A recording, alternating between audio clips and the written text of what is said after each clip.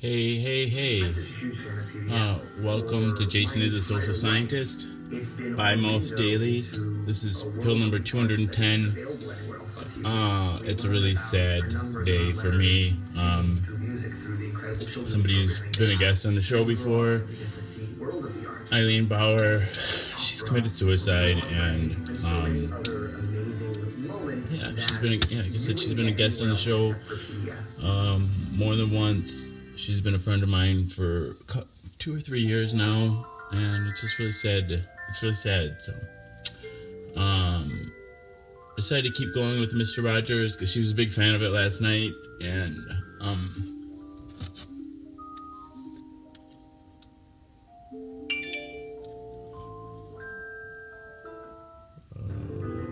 but hello everybody. Hello.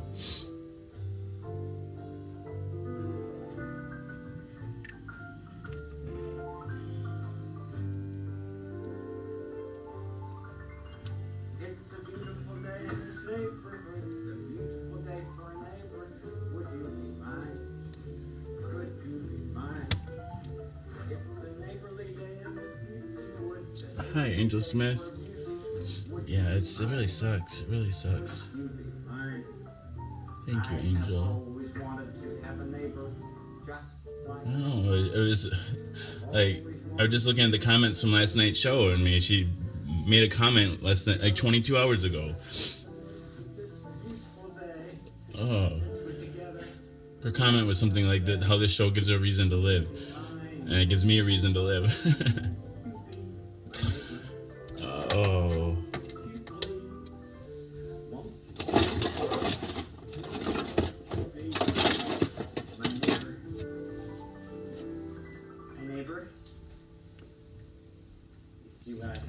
I mean, I know it looks, and I appreciate that. Thank you, everybody. I'm not, of course, my condolences and heart goes out to her family. I only met her parents once when they came and visited her at the psych hospital. I mean, Eileen and I didn't know each other very long, but like we'd been through stuff together, and I don't know. I think we just both respected each other a lot.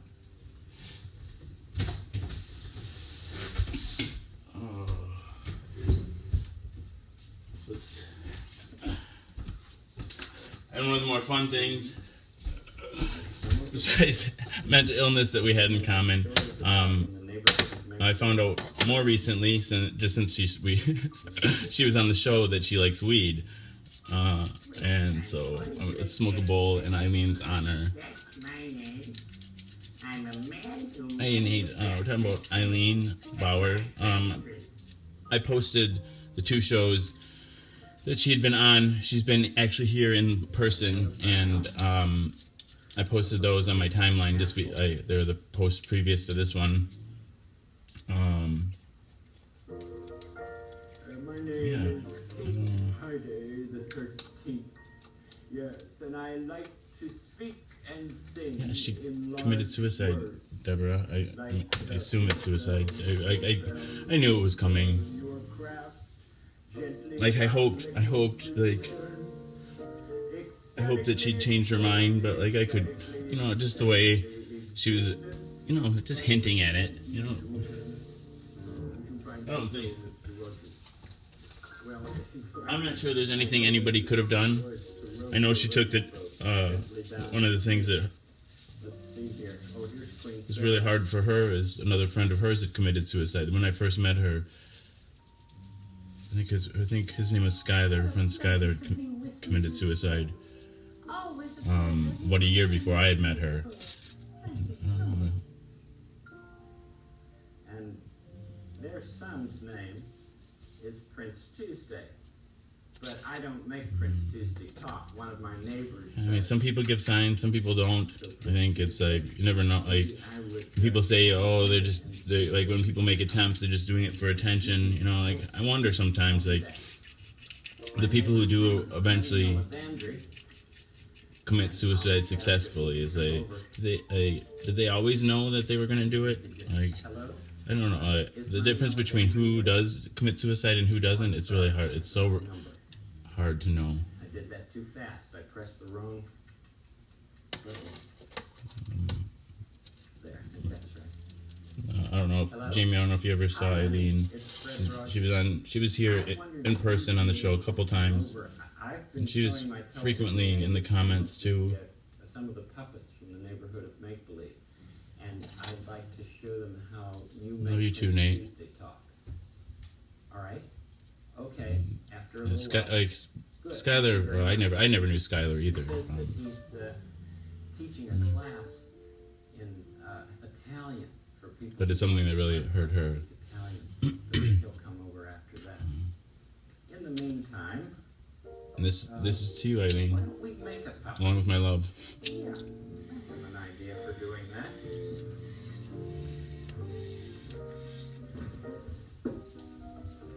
Here. Little plastic sleeves. I always keep those. I might need them. For something. I haven't made a puppet out of this, though. Let me just put a little face on it.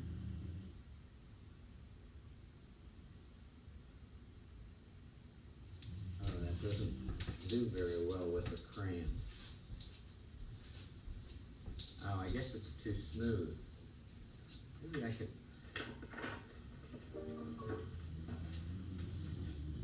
I think I have a little sandpaper somewhere. Oh, here's some. Some of her music. Just paper with What music is that? on one side. And if we make I it can't play anything outside the. That's copyrighted. I thought about playing her show in the background. Should we put her away? I don't know. Yeah. I don't know. I did think about that. Good. Might I don't know. I don't want to be tasteless about it either. You know, like I don't know. I didn't know her family. be careful I with don't know. But my memories of her are mine, and I can celebrate her the way I want to. I suppose. Like that's what I've been telling myself.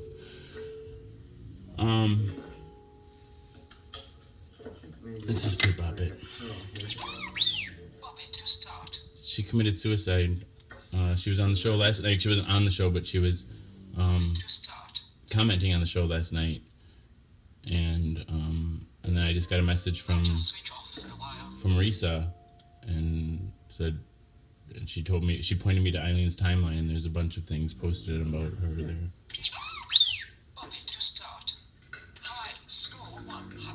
kind of tape is helpful. Okay.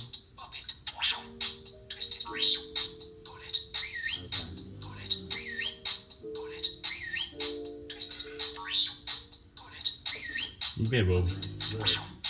Seems like it took a bow right there.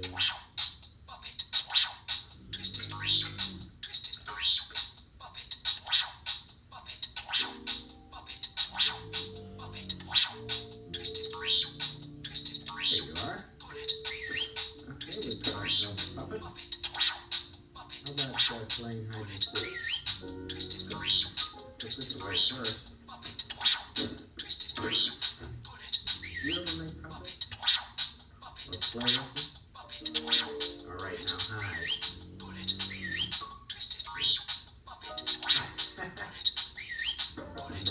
Oh, maybe that's Lenny now. Let's show this one to Lenny. Here. Hey, Lenny. What are you doing? Hello, Fred. How are you? Fine, thank you. Thanks for the invite. I'd like you to know my television neighbor, Lenny Alabama. Pleasure to meet you. How do you do? You want to like to have some fun, your Fred? Well, I am. These are the puppets that really... I will put her on the background, I think.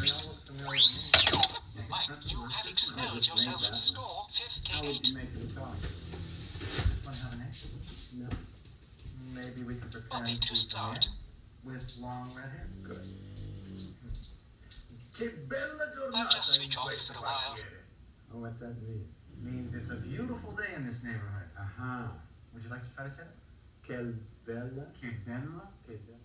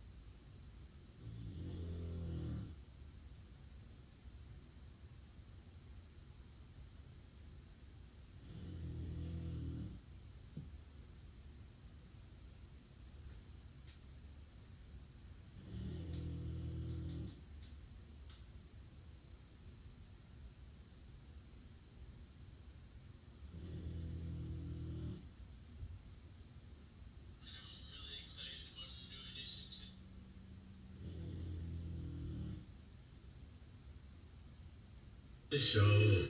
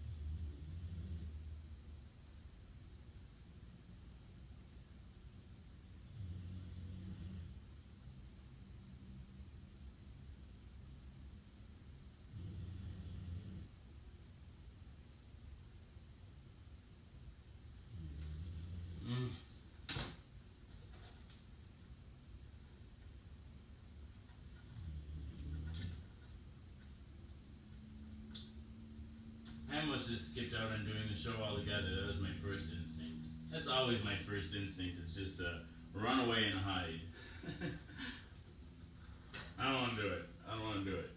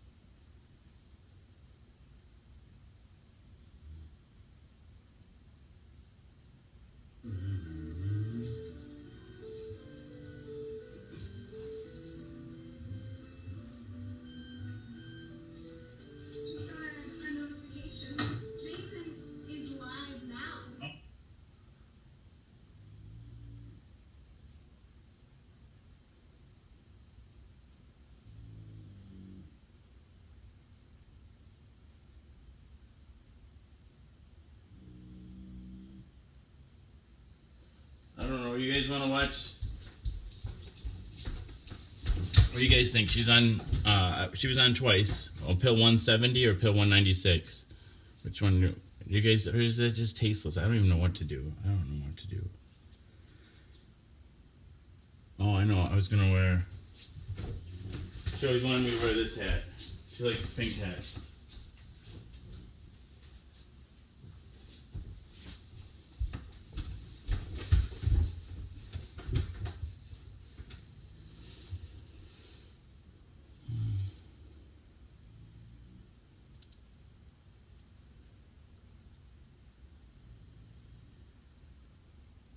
I go.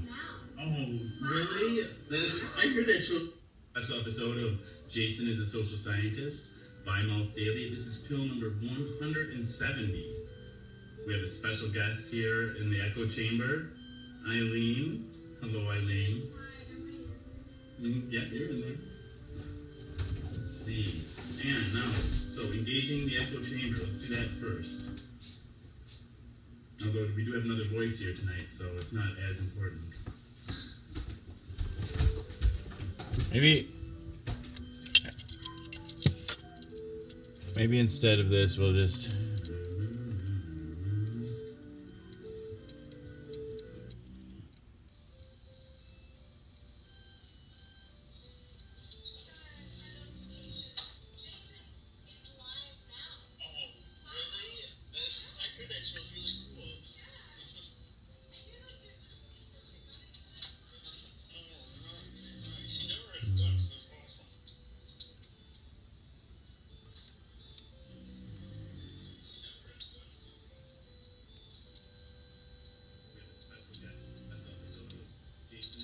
Scientist, Bimouth Daily. This is pill number 170.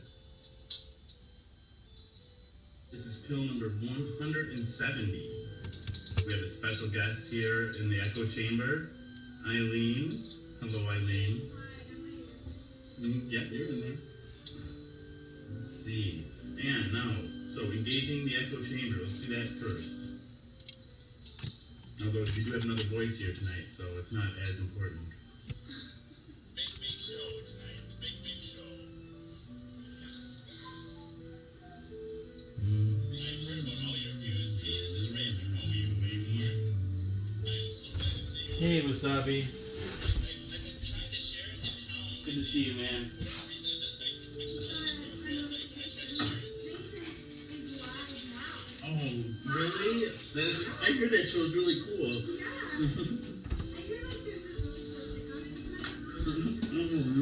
Nice. He never is good. That's awesome. I thought you meant all my crazy queer.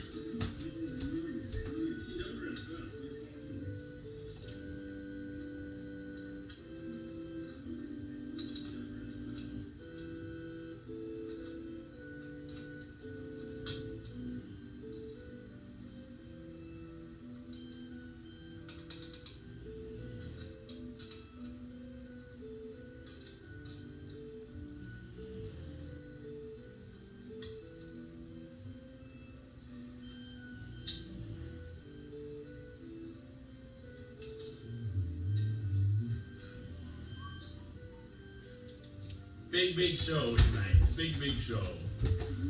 I don't think people realize the pain it causes others. That is the big reason I would never do all it. your views. Hey, this is Ray. I know you way No, more. I think people know. I I'm think so people glad to know, see you, and man.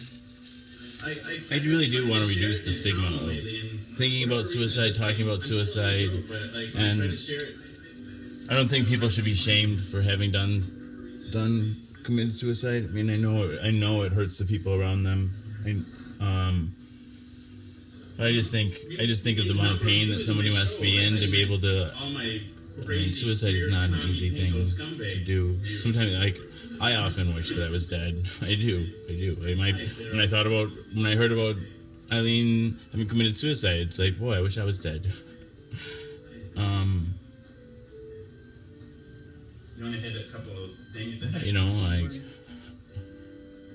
I don't know. With kids, it's especially, I don't know, I have a hard time imagining being able to do it, but at the same time, I don't know. By shaming it just puts people, you know, like, by shaming people and guilting people and feeling guilty about thinking about it, it's just more reason to be, like, more stress to put on people, and it creates people, like, people become islands unto themselves. Like, I think about suicide. I'm sure I'm not the only one. I mean, and not being able to. Isn't concerned about the behavior. No, I know, but it happens though, Serene. I'm not saying you are, but like, and it's okay to talk about. It's okay to talk about, and it's okay to be like, I'm angry too. I got angry at her. I did. Like, it's like, but I don't want, like. Eileen is the god of Minitown.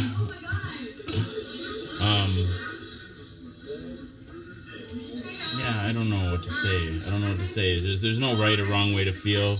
There isn't, especially in situations like this.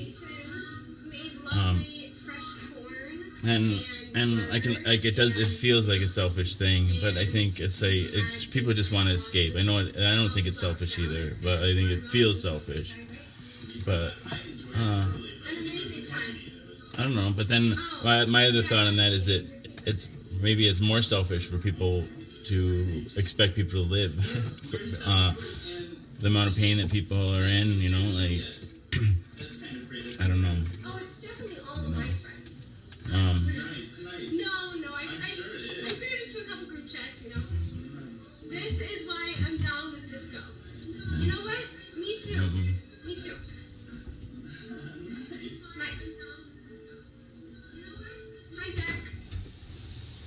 Am I a hip chick? Well, if I do say so, I believe that I am. I don't know. Damn hip. She's like meta as fuck, and the first time I met her, I was like super jealous. I always tell her that, like, jealous. Which is ridiculous. Absolutely. Hi, Steven. How are you?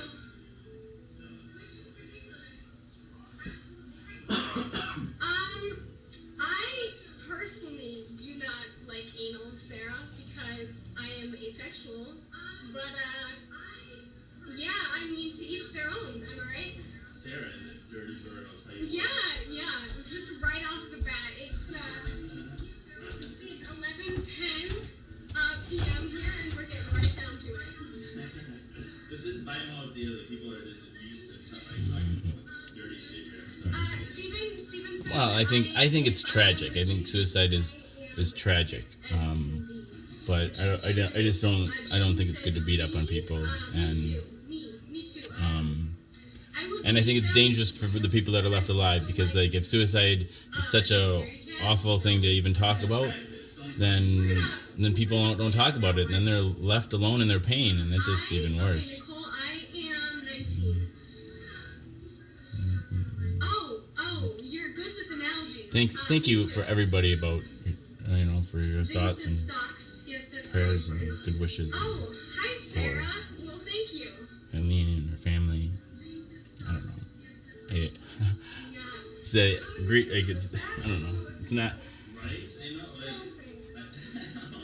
Whatever. I don't know what to say. It's Yeah. like this stuff is so like it's incredibly awkward. Death is incredibly awkward. Jamie Nicole.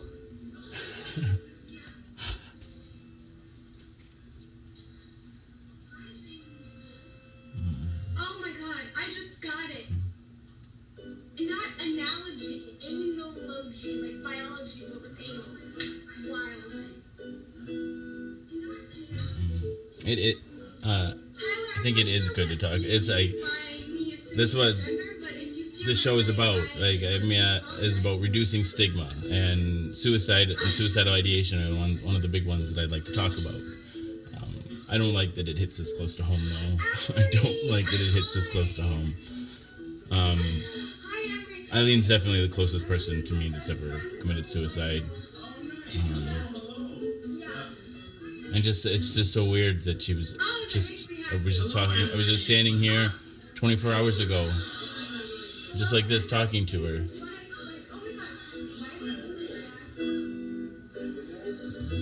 I get to the dang, Anne-Marie.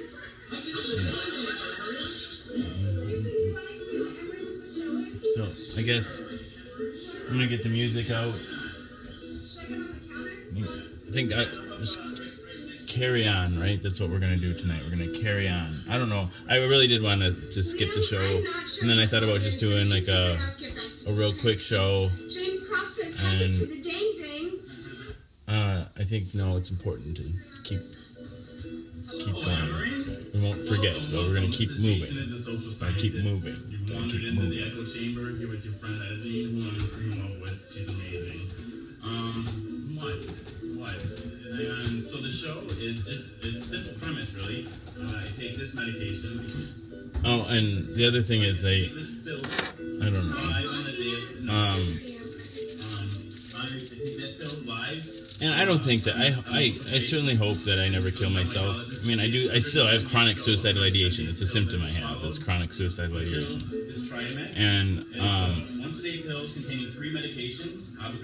but if I were to ever commit suicide, I sure would hope that the people that I care about could somehow find it in their hearts to forgive me. Embracing stigma, the stigma of HIV, of course, other sexually transmitted disease, mental illness, disability, drugs, polyamory, just being queer in general. Hell yeah.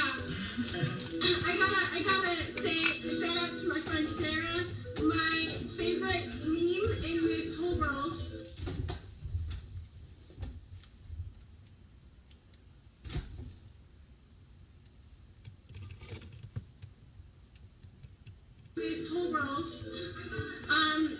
Shane, I am not 12. I am actually 19 years old, but I understand. Some of these people were trolling pretty, but that's Keckers for you. And I think what she was going through had little to do with Zach, I am sorry that you think with that internet me. trolls. Personally, I think But I think it does go to the point that you don't know what people are going through, and being mean to strangers on the internet is never nice. But Not that I'm really not blaming her suicide. I don't think it has anything to do with the mean things that people said on here, but 10 people watching at once. I never broken 100 viewers at once. We're at 106, y'all. We've made it. Yay! 160. That she helped me break 100. She was a good luck charm for the show for sure. Robert, I do not believe that we have any oysters. I'm not sure what you mean, though. These are not tiny people, Alex. These are real life people. You're just a giant. I don't know. I think for me, suicidal ideation is like a. Dominique, you're so sweet. It's like an escape hatch, right? It's like oh, I'm in this much pain. Like I don't see any way of ever getting out of it, and I could just think, oh well, I could kill myself, like suicide. You know, like that. That's an easy way. And even if you're never gonna use it, just knowing it's there, it's like, oh, phew. It's like I don't know. I think that's partly what it is for me.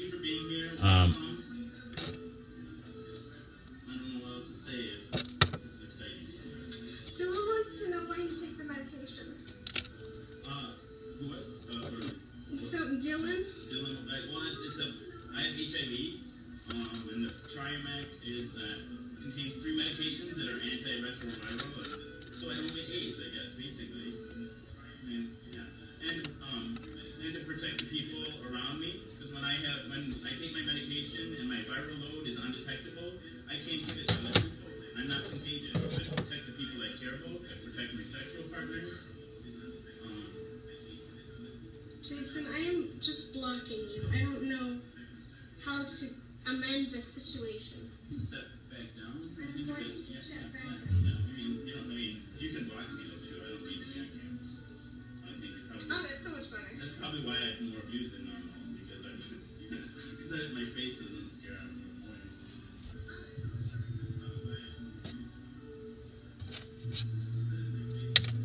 Thank you, Bobby. That's very sweet. I agree. Forget the trolls.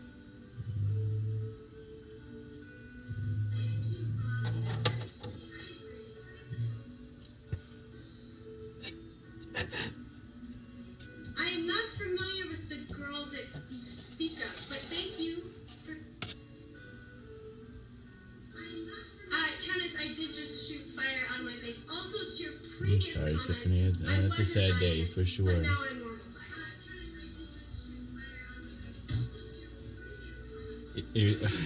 You saying I should stop taking my pill and get HIV? Or am I... Maybe no idea. Nature take its course. Or does that mean not commit suicide and live forever? I don't know. No. Maybe I'm too defensive there. I don't know. McDonald's, the tiny McDonald's cup. This one? That one is the one that will make you shrink if you take a sip from it. Oh, is it? Mm-hmm. I'm messing up your set. You'll be alright. You'll be alright. It's kind of got wrecked in the past couple days. Okay, the marble's going on the floor, but you're sitting on the couch. I'm sorry, Jason. Put the spaceman on my head. Which one is the spaceman? I'm very I confused. think you're right, but still. Zach, if you That was really my- would be nice, I might have to. That was my first plan Don't for a be video. Zach. Instead of having, taking my pill every day live on video, I was gonna, when I found out about the HIV, I was pretty devastated, right? I'm like, I'm not taking those pills. I'm just gonna record myself and show what it looks like to die in the, and then, Interesting. but when it actually comes down to The spaceman. killing myself, I got I'm you, too scared. got you. I get too scared. I don't know. I think that's why a lot of people need to be drunk or something like that. Alcohol's related a lot because it's just too hard to. Your body wants to protect itself. There. Thanks, Jennifer. Balancing my hair is too comfy. Spaceman's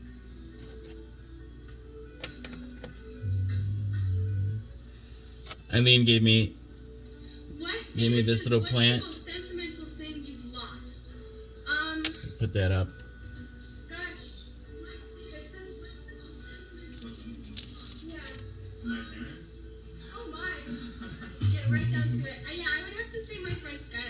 Well, I think my consciousness will go with my brain. I feel like it's an active process that ceases. But I don't know. If I wake up in another dimension with annoying stuff all around me, I think that's what already happened. I woke up in the echo chamber. I think I did die. I think this is either heaven or hell. This is the communal activity now. Part of the show where we commune together. Rough day, Sienna. Hack it to the dang dang!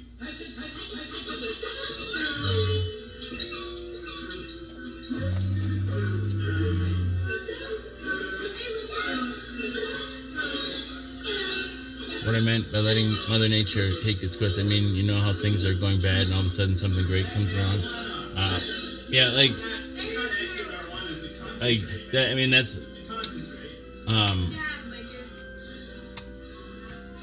when a person really feels depressed, when I feel really depressed, it feels like I've been sad my whole life and I'll never, and that I always will be sad. And, that this feeling of hopelessness, like when I was actively working as a psychiatric nurse, one of the assessments you do,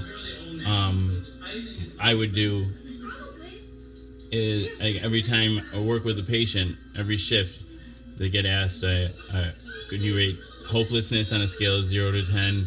Could you rate anxiety on a scale of 0 to 10? And depression on a scale of 0 to 10? And it's like the hopelessness part is like, hopelessness is one of the few things like you can link positively with suicide. Suicide is such a rare event; it's really hard to predict. But this idea that you feel sad, you've always been sad, you always will be sad, and there's no hope of ever getting better. That's when you feel like things will never get better. That's when suicide really seems like, well, it's correlated with feelings of hopelessness.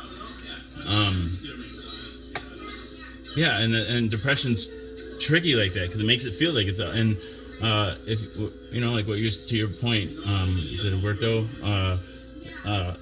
If you can't feel bad forever, and people who are depression, like any other illness, it ebbs and flows, like what you're saying, I think, right? Like it does,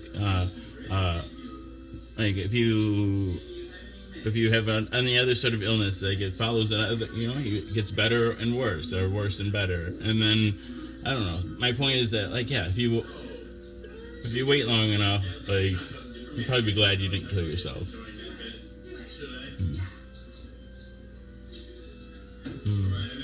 I'm sorry you're having a rough day too, Sienna. I love you too, Tiffany. No one would think that, so I don't know why I even said that. All right. Where did he go? Which way did he go? Which way did he go?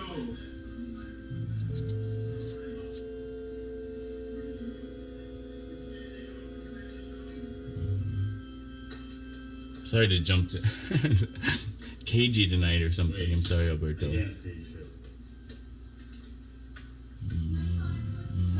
I'm sorry you feel stuck, but I mean, it's to my benefit, all our benefits to have you here. Serene says, yeah, it's like darkness. I can't see, I'm blind. The dark side is so dark in the dark side. Dang it, the heck. What am I looking for? Oh, I'm getting it. What am I? This show's kind of funny. Yeah, something else. What else? Who is this guy? What is he doing? Oh, the Superman. That's what I came up with for. Let's follow this one.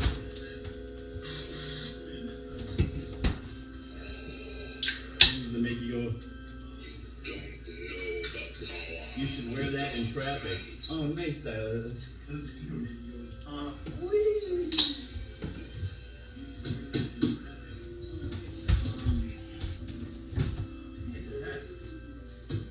You tried killing yourself 5 times after your mother. Oh. That's when my suicidal ideation started, is when my parents died. That's them right down there. Hi, Mom. Hi, Dad. My dad died in June of 2006, and my mom died in June of 2007. And I've had chronic suicidal ideation ever since. There's a slight reprieve of it when my kids were born. But that right about then is when my marriage took a turn for the worst, and then that led to a bunch of other, I don't know, that led to me coming out, to the world about my sexuality, and eventually the HIV, and all that was really difficult transition.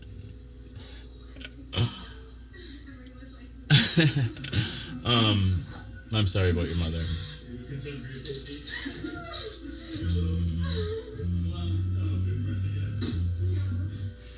Life is rough. It's rough. Oh, shoot.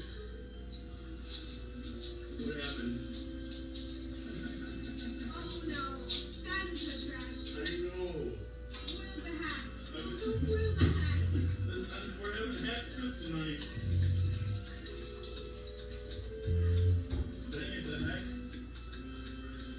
Okay, let's see here. Okay, what we doing? I'm gonna knock out. I got a kryptonite punch here.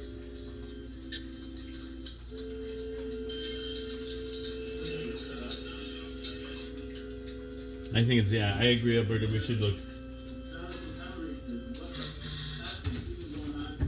Nobody We should all even look knows. out for each other. Honestly though. Alright, give me 5, Harambe, right? Give me Oh 5. god. Talk about old memes. Yikes! I'm so glad you're okay, Risa. Alright, Harambe. I need that white one. This time in 50 pop. First grinder day ever. Oh god, she's off. He's talking about me. He was glad that I was off of the camera because he doesn't like my face. It's a random story, What a dick. but it's funny too. Somebody I went to high school with. I saw her not that long ago too. I hadn't seen her since high school, but in art class we had this big mirror, probably like Stuff. I don't know, like this big. Otto says, please play Maybe a little Red bit bigger, on like Nuns next like week. square, well, like that big. I don't know. Bro. And I'd never done this before, but if you hold a mirror here, right up, I get your neck and look down, it looks like you're walking on the ceiling. It says you're walking around. So she started guiding me around the school, and I went into the gymnasium, and that the ceiling is really high there, so it looks like you're jumping. You're falling. You're going to fall really far. And then we were up on the stage, up on behind the gymnasium, and there's a loading dock out there, and the loading dock had a overhang, right? For rain or whatever.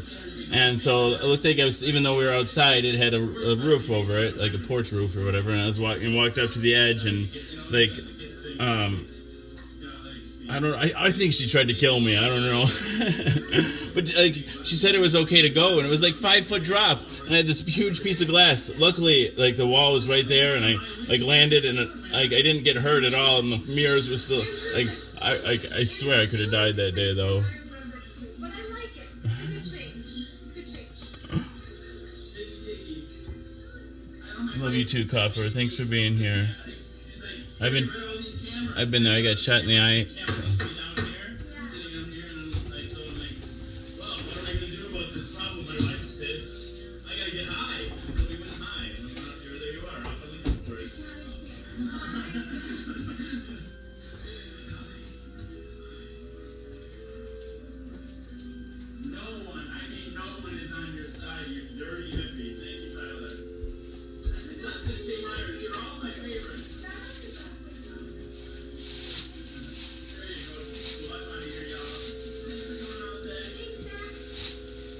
I don't know about this smiling business. I think stoicism can be, it can be handy, especially in an emergency situation, but I don't know, I think it's good to express our feelings, even if they're negative feelings. I don't know, happiness Happiness might not even be something like, well, none of us will be happy all the time, but like, I don't know. Hey, Amber. And I see no nitrous, right? Well, I did have. I think authenticity is more important than definition. Take two to happiness. since I've been up here in the mini echo chamber. I love your dress. I'm not even wearing a dress, Jamie. Oh, sure. I guess you.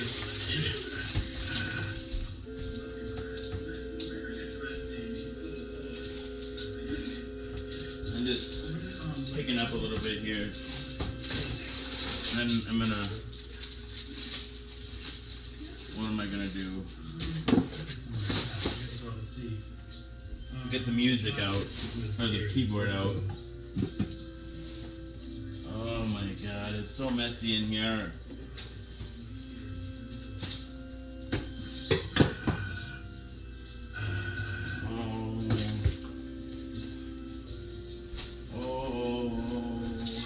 Woe is me. Where did the vape man go? Oh God, not the same song again. I have a limited choice. Oh, I should get a breakout some new records. I need to break out the records and down the basement. Don't you think that's a good idea? Wait. You saw us how Italians do it. It's a good show, Mario.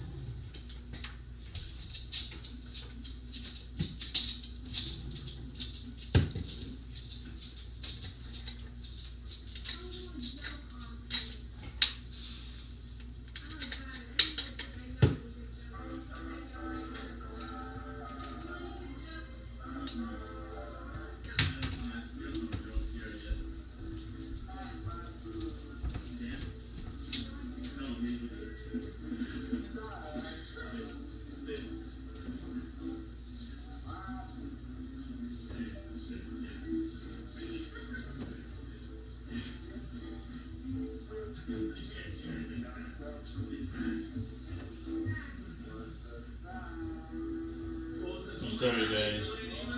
I'm gonna pull you up on this other screen so I can see the comments hopefully better. It's harder to walk around. Isaac, this is show 170.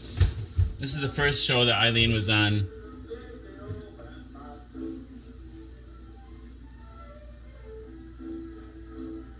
We're dancing, it looks like. Oh.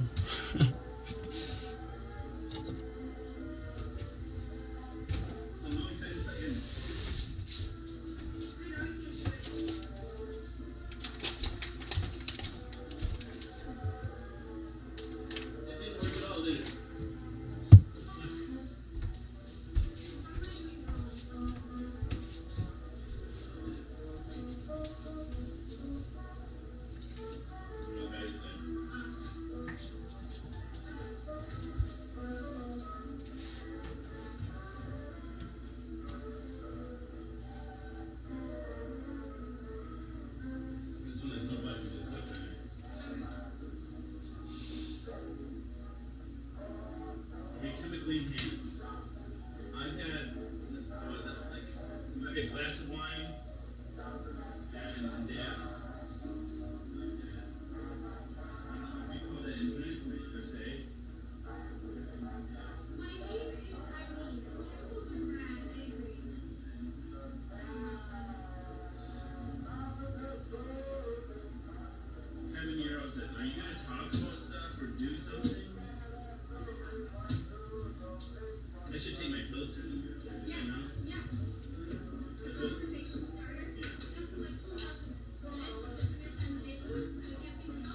Right. And so, like, the whole purpose of why we're here, right?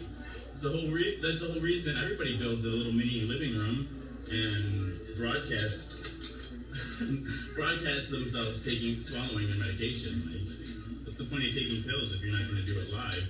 Nice slow day. So welcome. This is Jason. This is Social Scientist. By Mouth Daily. This is pill number 170.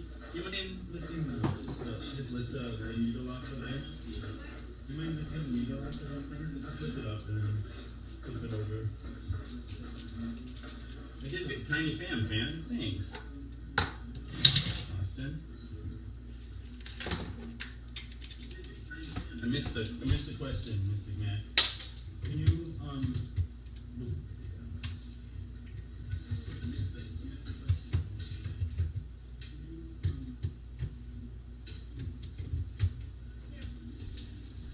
somebody asked a question, I don't know what it was. Oh well, I guess. Tell me your top 3 favorite sea creatures. Oh, cuttlefish, dolphin, and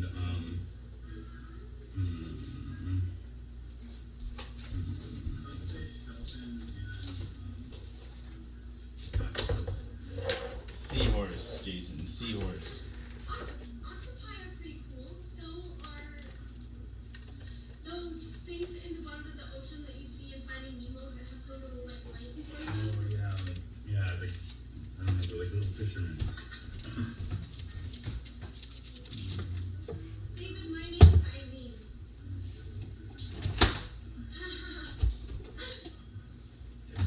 There she is. Oh yeah, so the pill is 170. This is By Mouth Daily, pill number 170, show number 170.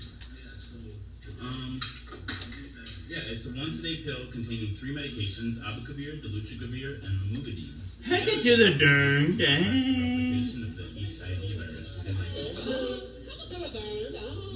And this one is 1 gram of cyclovir, which is another antiretroviral medication.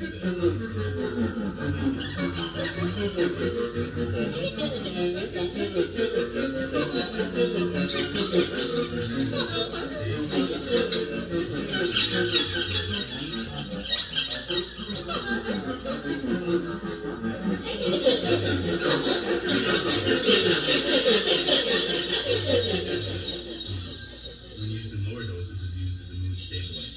I think that. Do you? Nice. Yes, I do. I find I smoke less marijuana when I use this. Yeah. What's that about?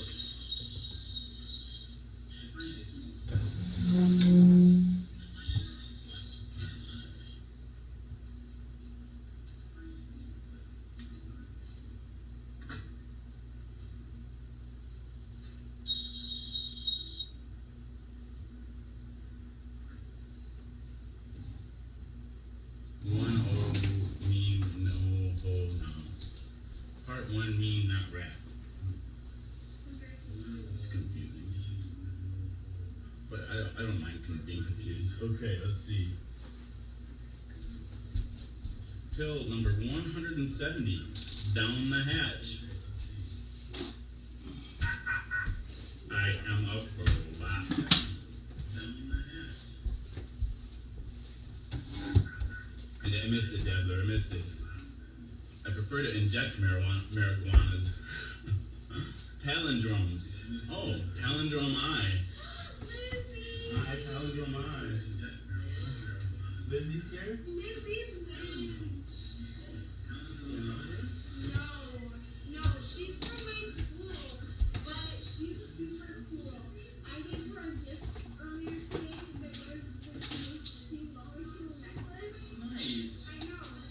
She's Oh, I feel nauseous. Just gonna take some Zofran. and she has a rat as an emotional support animal.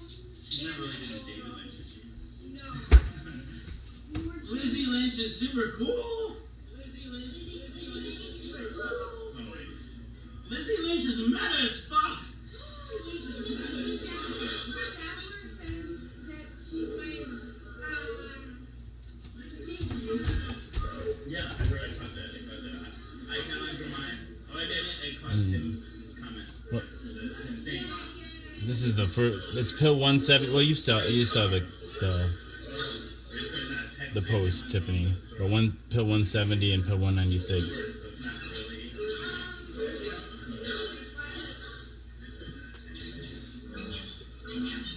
I hope her family takes these shows, like me sharing them in a positive way. Like, I don't know. I can only know how I feel, and I want every little piece of the people I've lost. I want every moment, and I want to bring it all back.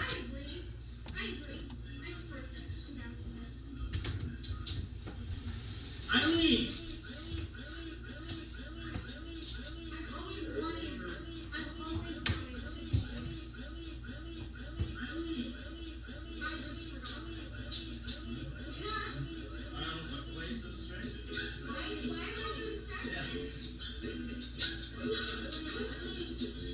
Life is a tapestry for people before you, and people who shape you. Hey Nathan, thanks for the hearts. What are you thinking about, Jason? Just, I don't know what I'm thinking about.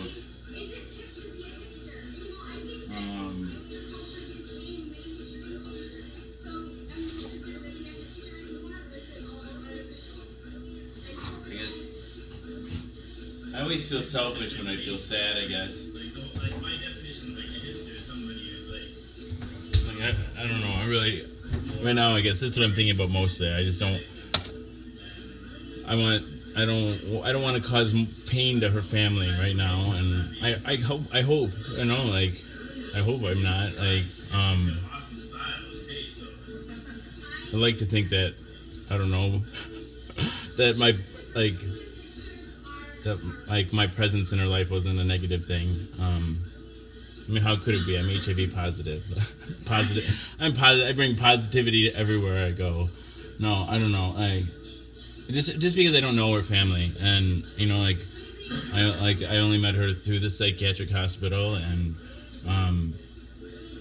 but yeah, no, I think yeah, I don't know. Well, her dad dropped her off here. I don't think he fully told her who I was, though. In fact, I think she lied to him. I mean, hopefully she. It's the truth. She just, you know, she told me I lived alone. But here, like, when she got here, 2 kids are at the door, and it's a family home with 2 cars in the garage, and you know my wife's here, and it's like, and then you know, I mean, it was innocent. It really was innocent, but like, I don't know.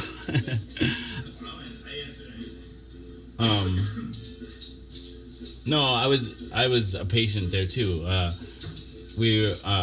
would be inappropriate. I wouldn't be able to keep a relationship with her if I was her nurse. No, the first time we met. I want to say it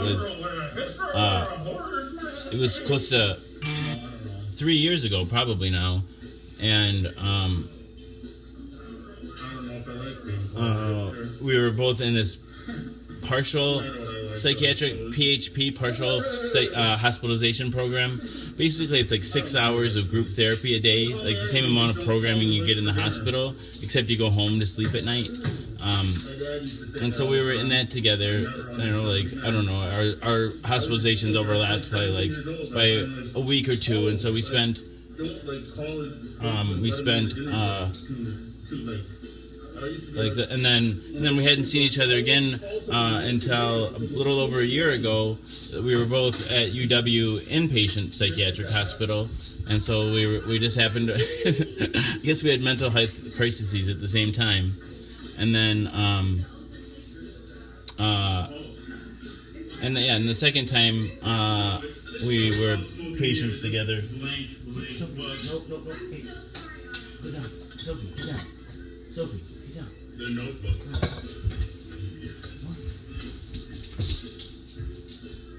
Stay down.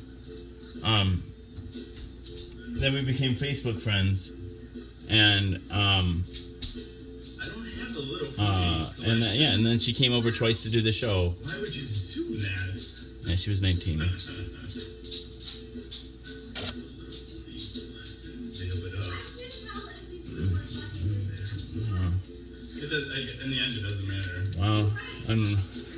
That's me. $1 late, $1 short. I don't know. I don't know. I wish you could. I don't know. I can't fix anything. I can't. That's like. I felt that as like at least here I can. And I'm not your guys' nurse, right? I'm not even anything close. Like I'm probably. But like we're a community, we can. This is like like we can lean on each other. But when I was working, In my opinion, he's an amazing orator. and I never felt like I really helped people because like people, like psychiatric hospitalizations are like 3 to 5 days long, and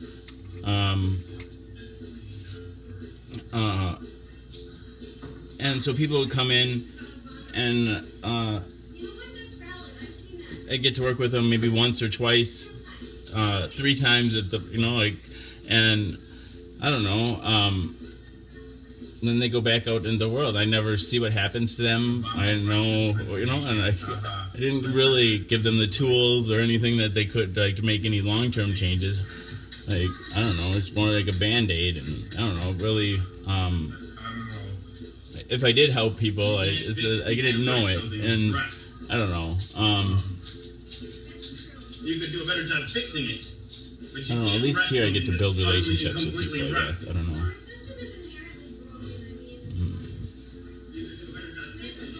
She was wise. She was definitely wise. She had a blog. She wasn't doing it now, but. And I don't know I never actually got a chance to read it. I wish I had. But she had like 17,000 followers following her, and she just was documenting her battle with mental illness. Thank you, Sienna. You've been helping me too. Really, the show gets more and more important to me all the time. I know I need a big rubber boot. I totally need a rubber boot. I'm gonna go down and grab some. Famous might be a little bit of a stretch. I'm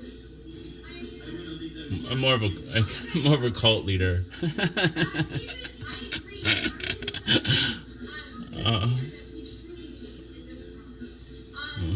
Thank you, Rob.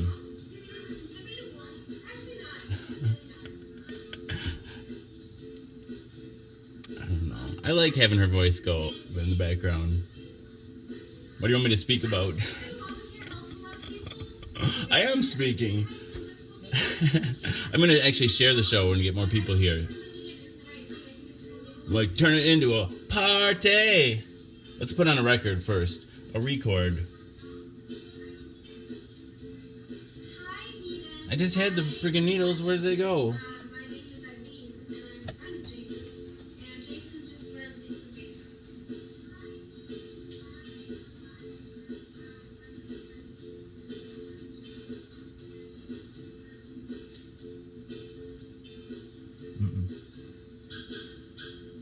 Speaking about drawing or dreaming. Dreaming. What? I don't know. I have thoughts about dreaming, but there, that's the needles. There we go.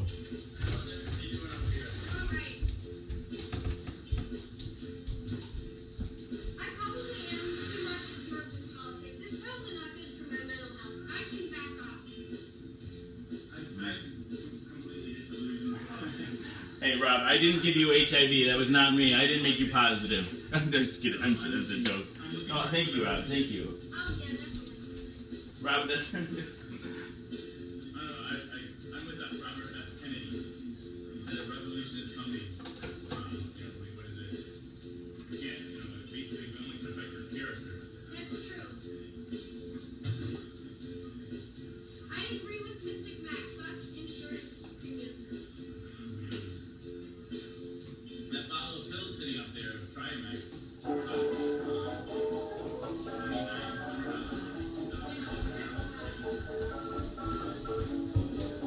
Whatever happened to the good old days?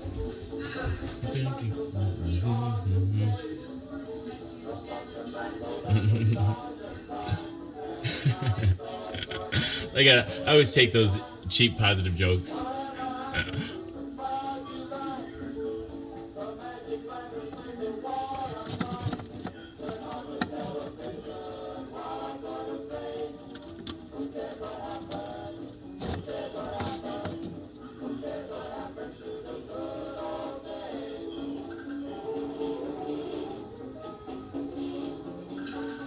Do you guys miss the carpeting here? What do you guys think? Is that a good change?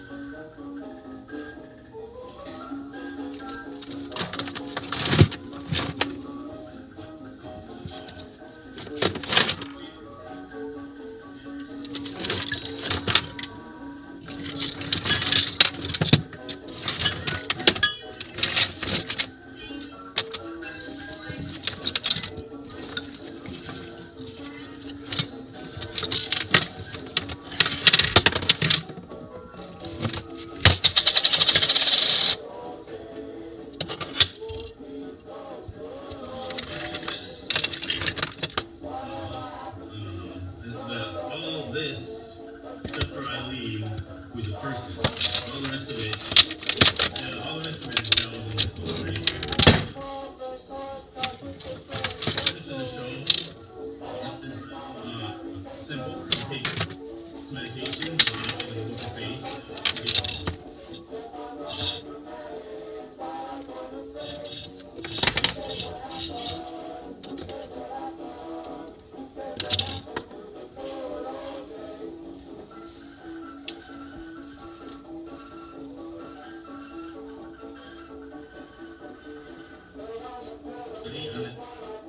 Daily. Somebody told me. What happened? He'll fix us. Lots of people told me I'm really lucky to have HIV today. You know, like when it killed you. And, you know, that's true, right? But it's, you know, like it's a frustration. It's not easy to have HIV. I mean, there's both physical and psychological sequelae.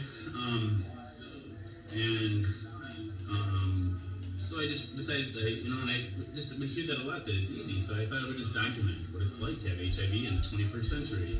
You want to hear Hitler? Sure, Here live and look at face.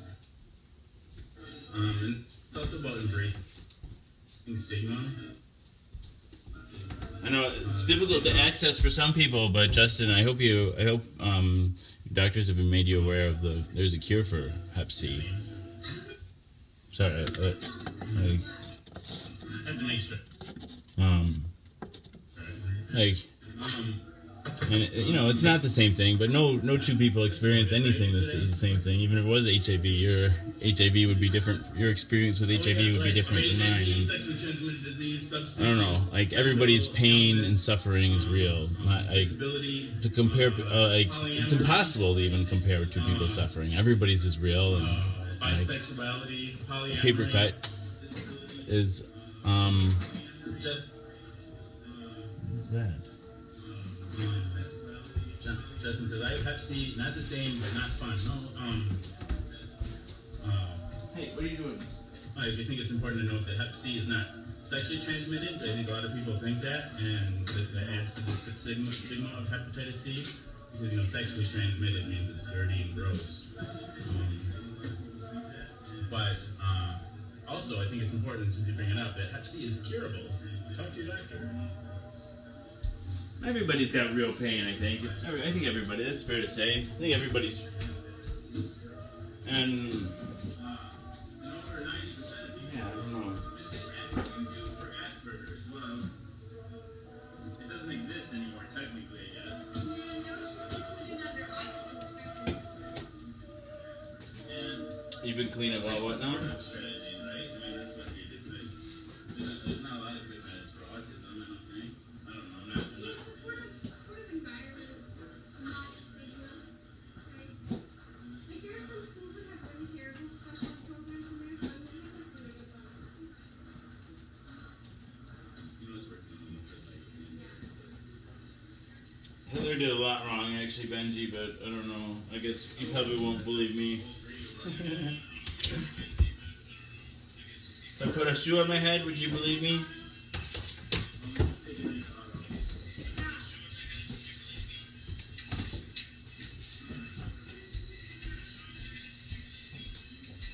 Yeah, I've heard of histrionic personality disorder. Good night, Auto Shrink.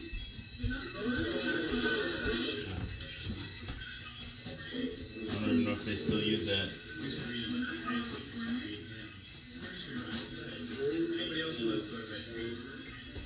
Almost every movie we make, I think it's calculated. Like, yeah, I don't know. I don't know. I feel like I'm pretty empathetic and pretty good at understanding human behavior, and then so it makes me feel really calculating and manipulative sometimes. But like, because I know what I will say, how it might make the other person feel, and what I know you can never. I can't. You know, like I can't know what but I can imagine. And one way I get around to feeling guilty from that is like I'll just tell people. I'll tell my wife, like this is what I think I might, this is how I think what I'm gonna say might make you feel, and then so I don't want it to seem like I'm manipulating. So this is what I want, and this is what I'm. I don't know. Thing is, she uses it against me, like, oh, you were gonna manipulate. I'm like, no, I just told you that.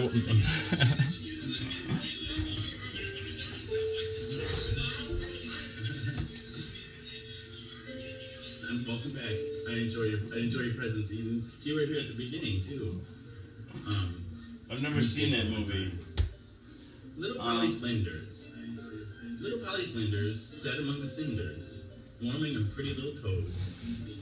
Her mother came and caught her and whipped her little daughter for spoiling her nice new clothes. The first packet to the dang dang. This later version was particularly popular in the late 19th century. Packet to the dang dang. That's my son's name. We call him Dad. Packet to the dang dang. One shoe off, one shoe on.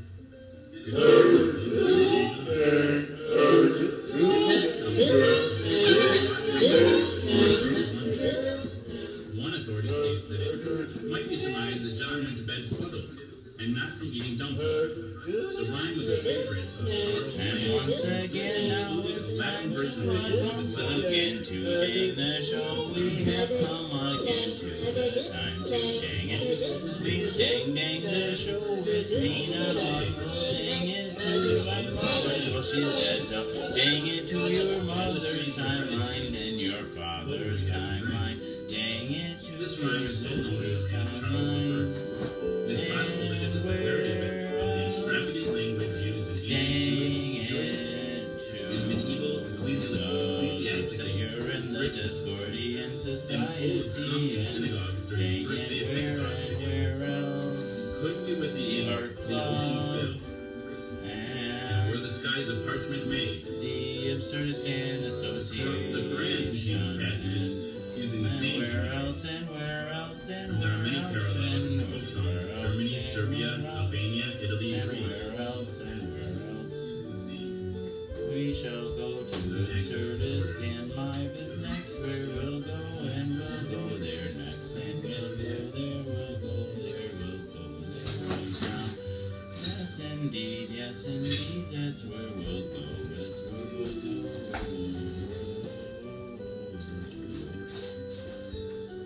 Next we'll go to Republic of Kakistan, and next where will we go? Science, fun fact, and fiction indeed. Cinderella was actually raped and woke up giving birth. And then somebody else said Rumpelstiltskin was much darker. Art, design, abstract illusion, painting, where else? And video, all videos. I watch horror movies since I was 5, right? Conflict is the heart of drama. It is. It's part of Amazing art, design, art videos. enjoyed by there's a reason why the ancient Romans built Colosseums.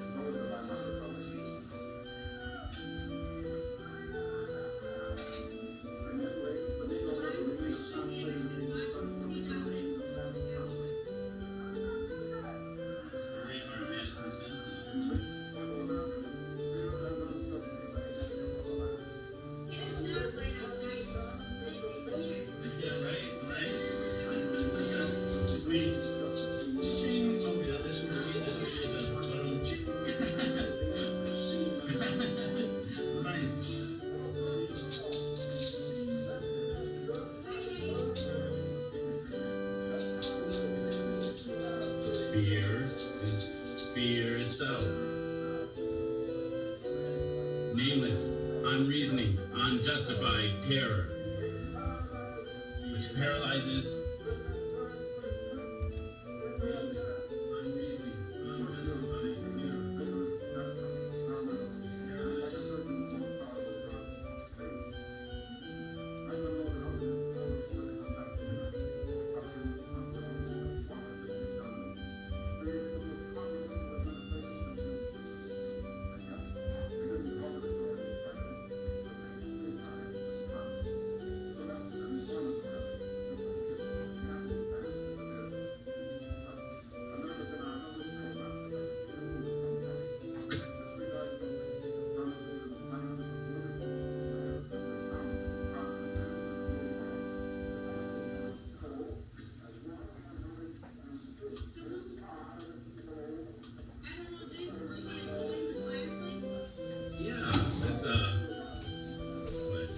Welcome everybody, welcome. This is Jason is a Social Scientist by Mouth Daily, pill number 210.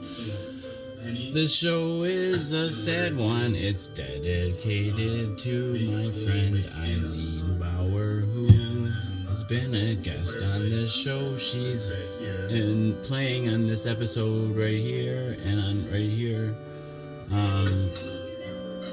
And yeah, she was too young, and yeah, I'm sad to see her go.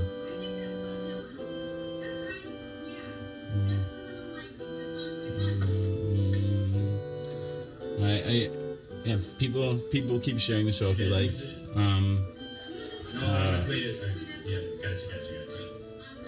It's not a requirement though, but I don't know, just heck it to the dang. So yeah, I really didn't want to do the show then tonight when I first heard about it.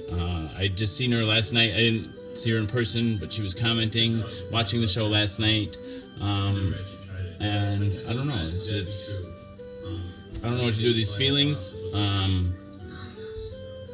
It just keep plugging away. I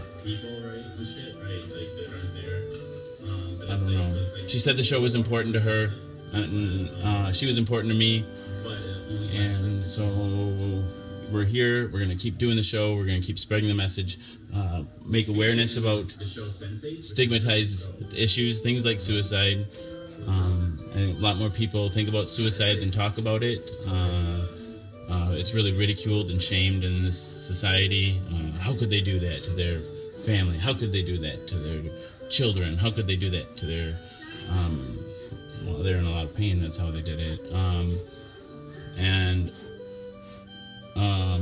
Yeah, I think it's important that we all talk about it. We should talk about it, because if we can't talk about it, then you sit there in silence and pain and feel like you're alone. And if it's okay to talk about, then you can find out that you're not alone.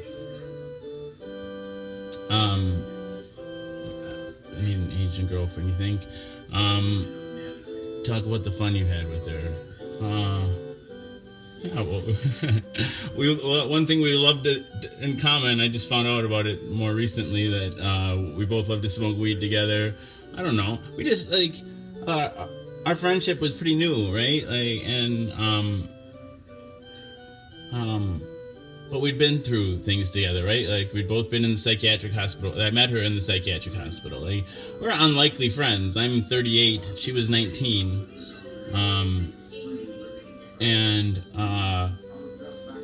Yeah, like, so we both ended up in the psychiatric hospital together, not once, but twice, like, unplanned. And the second time we ended up in the hospital together, we just exchanged information, became Facebook friends, and then more recently, I started doing my show, and then she would come and watch it and comment on it. And she's from this area, so, like, I know I never have guests on the show. So she was on the show in person twice, and yeah. So those are the times that we had together, and they were fun. She was really supportive last night. It really, like, I could feel it though. Like, not in particular last night, but last time she was here, she was having a really, really difficult time.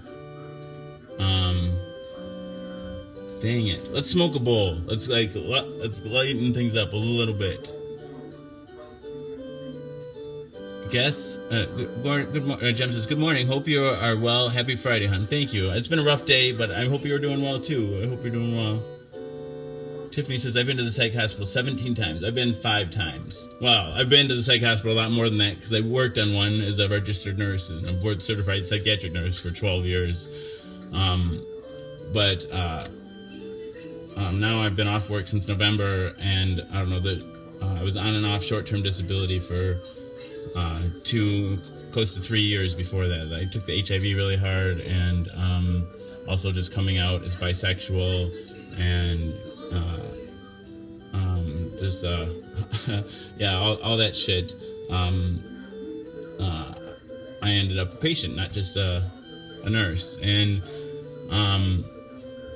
yeah. So I don't know. Cool. If you need help, get it. There's no shame in it.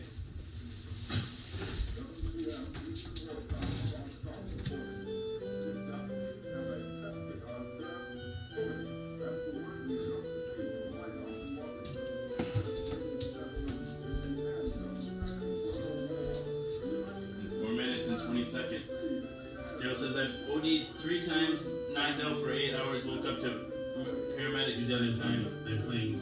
I'm glad you made it. I'm glad you made it. Jason called the shots. I overdosed. It wasn't really a suicide attempt. Like, after my parents died in June of 2006. My dad died. This is them here. Hi, Mom and Dad. And my mom died in June of 2007. And I delved into really, really severe opiate addiction. IV Dilaudid was my drug of choice, but whatever I could get my hands on.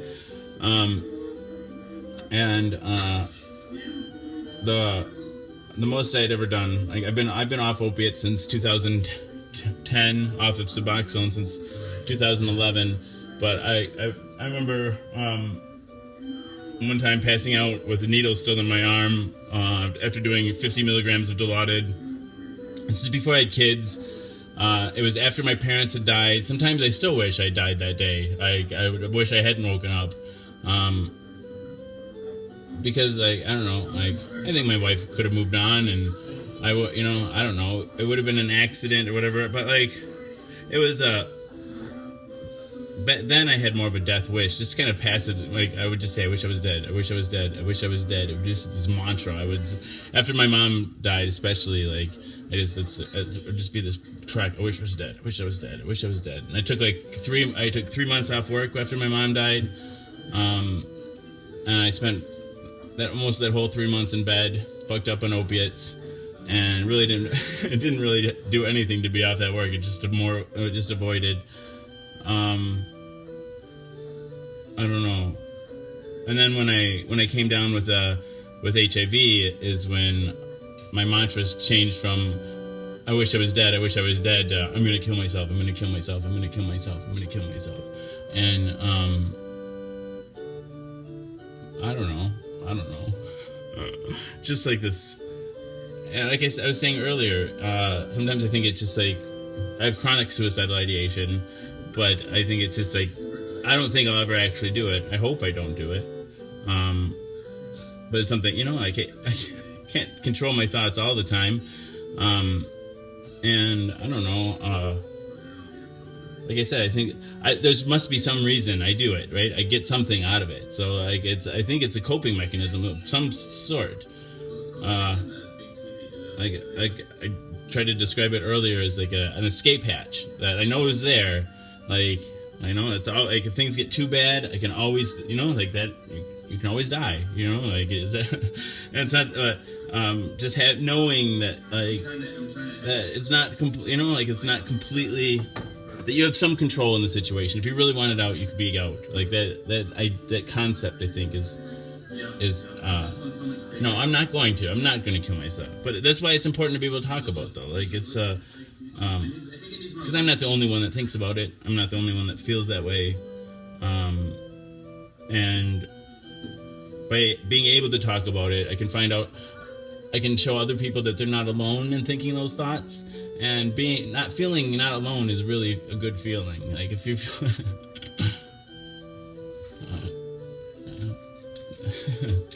I don't know. I can't imagine ever being at peace. Like death is like terrified me. It's half the reason I'm suicidal. I'm gonna die someday. I can't live with that.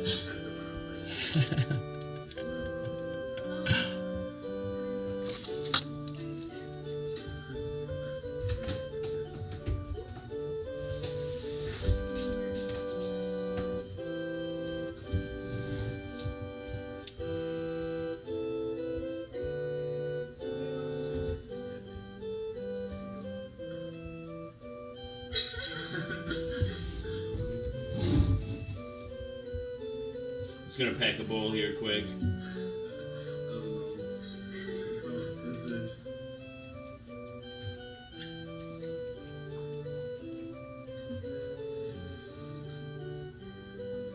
I'm glad I don't like to drink. I think I don't judge drinking, but like I come from a long line of alcoholics, right? So and I just get sick when I drink, and I just the consequences of alcohol can be pretty harsh. Brenda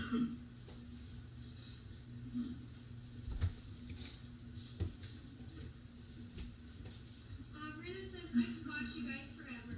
Thank you, Jeremy. Jeremy loves the show. Thank you. Oh wait. Oh, I'm looking at the wrong screen. I'm looking at old comments. It's just 4 hours a night. It's just my bedtime. Full time, everyone, right? Thanks, Rob. Well, at least Jeremy was. I thought Jeremy was saying that he loved the show, but it's Rob. Thank you, Rob. Jeremy says, I absolutely love this show. Thank you, Jeremy. Welcome. But you must make your time worth the time you spent on this land to show who you love and care for. Give me 5, Harambe. I might lose connection if I smoke with y'all. Oh, well, you're welcome to come back. If you do lose connection, I hope you do come back. But I totally understand if you need to smoke and need to take that risk. It's 12:15. I don't know. I really am an atheist, and I really do believe that death will be like going to sleep. Like I feel like I've been afraid of something my whole life that I'll never actually experience. Because I don't believe there is an experience to have. but still, like being raised in a really Catholic home, I still have that like childish fear of hell. She's like, really, the toilet's right there.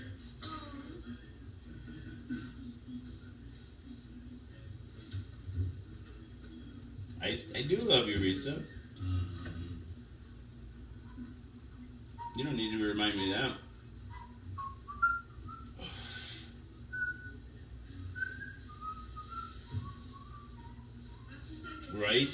Right? Well, okay, I'll see you soon, Sienna. To Eileen, right? Yeah, I'm just cashing this. Well, the next one, the fresh bowl, I'll take a big... Well, this whole show is dedicated to her.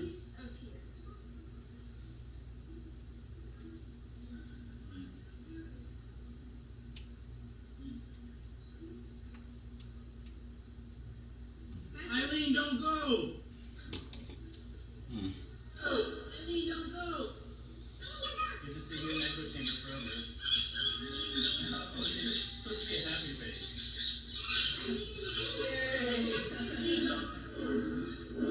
Supposed to be a happy face, Eileen. Happy face. Happy face.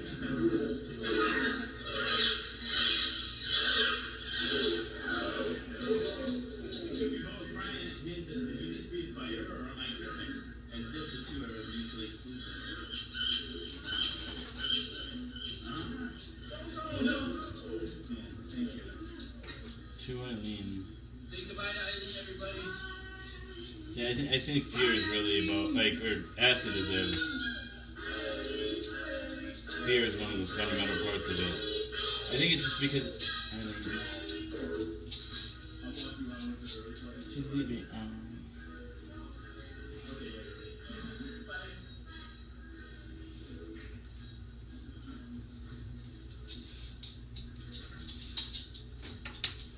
Heinz. Pronounce like your ketchup, not how you just said it, huh? Yeah, Eileen, that was sudden, right? Brian Heinz, like the cat suit. Brian. Let's start the other episode she was in.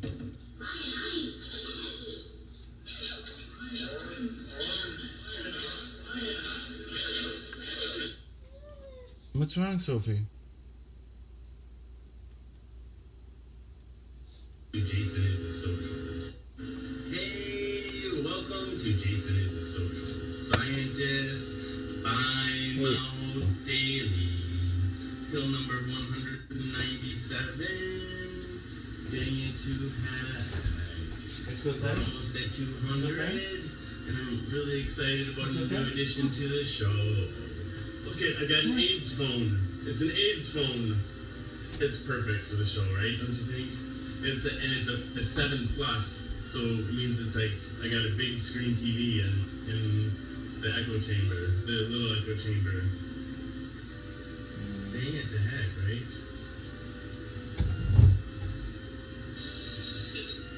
Yeah, probably not going to do a guest tonight though. Just I'm just going to keep watching. I'm just going to have the Eileen show playing in the background. I can't imagine what it might be. What is? I don't know. Eileen is here. You guys remember Eileen? Which quote are you talking about? The one about "Don't go, Eileen," or is that the one you're talking about? Yeah, that's. Here in person. Woo! Dang it, real people in the echo chamber. I was all like, where the hell is Jason? And then there you were. Brian says, dang it, the heck, I've had a super shit day, man. Oh, I'm sorry, man. Sorry. Skylar is back. Hey, Okay, here we go. Here's a hit.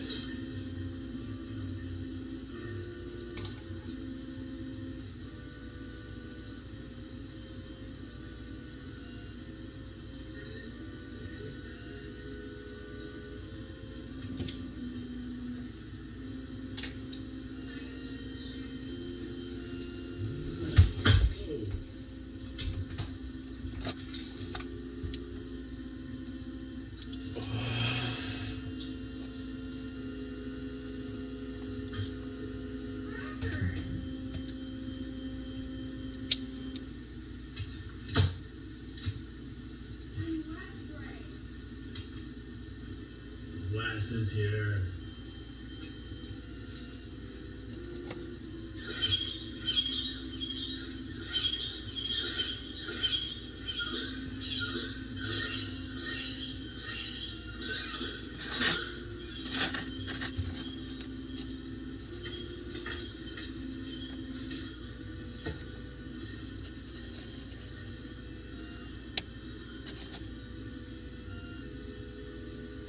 Hey, Shelby. Nicole's back. Those Hidden Falls were beautiful, Nicole.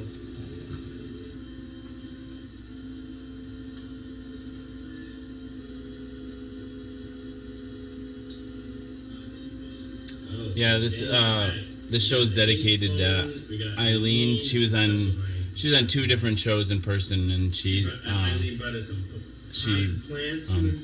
well, I assume that she died. I assume she committed suicide yesterday.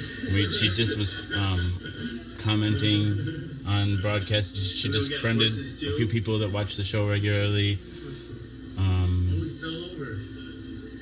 Yeah, and I think it's a big loss for me, at least. And I don't know, just want her voice to echo again in the echo chamber. He's from Illinois. He's gonna come visit in real life. Everything is out of place and out of time here, but hopefully it exists forever. And I know that it's a childish wish to want to preserve and hang on to things, because there is no permanence, and it's all temporary, and it's all an illusion. But it's something people have been striving for since time immemorial.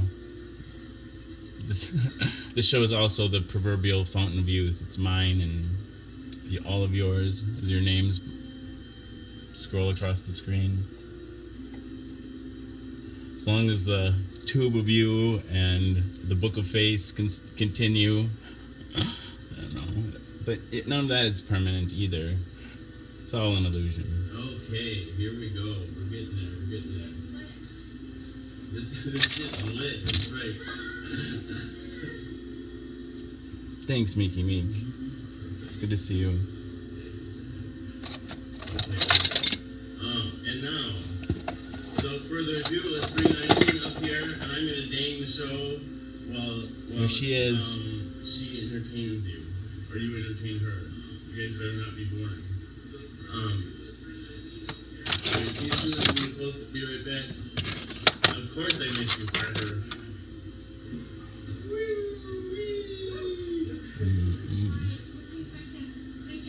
Well, I'm glad you don't think it's inappropriate. Thank you, Deborah.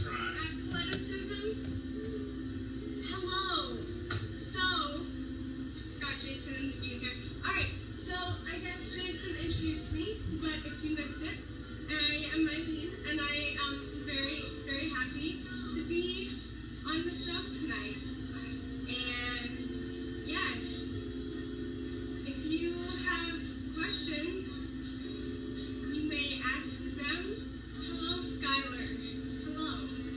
Hello, Angel. Hello, Cracker. Good to see you. Hi. Hello, people. Also, I want to say, if there are any of my classmates from college who are watching this, can you please make yourself known in the comments, because I miss you. I miss you. Hello, Nicole. Is Cynthia up here? Yeah, I guess so. As long as Okay. She's being good. And Jason is yeah.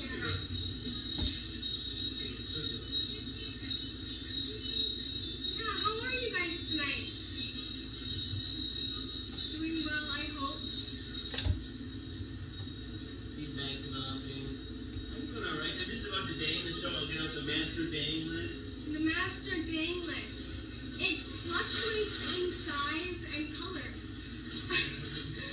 And by color I mean the types of groups, because they change.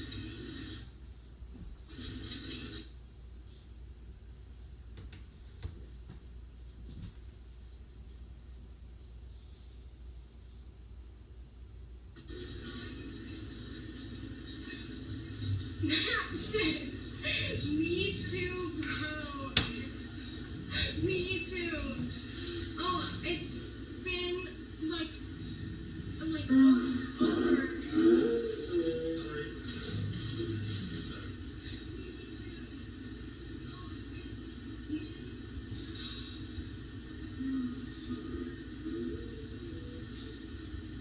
Skylar says, tell Jason to play Still Gray on the piano. Wait, what? Still Gray? Still great. I don't know what that means. Either. D-R-E. What is that? Still great. Still Gray. Oh. Okay, I'm sorry, I don't know what you mean. I just kind of actually got a name. Hey, Sophie, what are you growling at? Dr. Dre. He says Dr. Dre. It's copyrighted. Oh, it's copyrighted. It can't. Oh, I get it. It can't do copyrighted music. Hello, Eddie. And now it's time. They will show you Got you.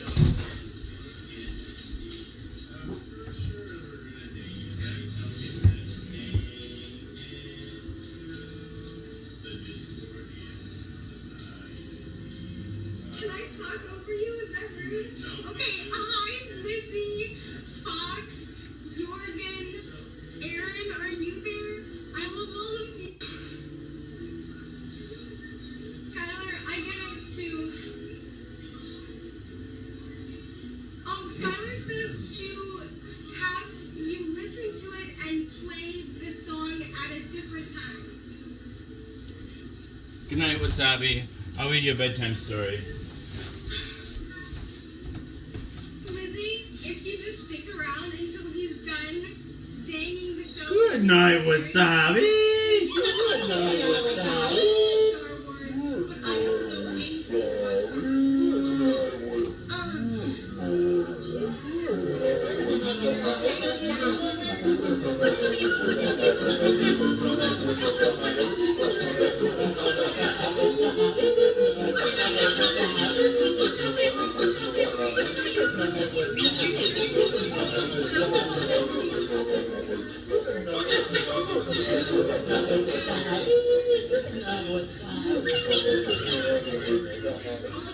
I think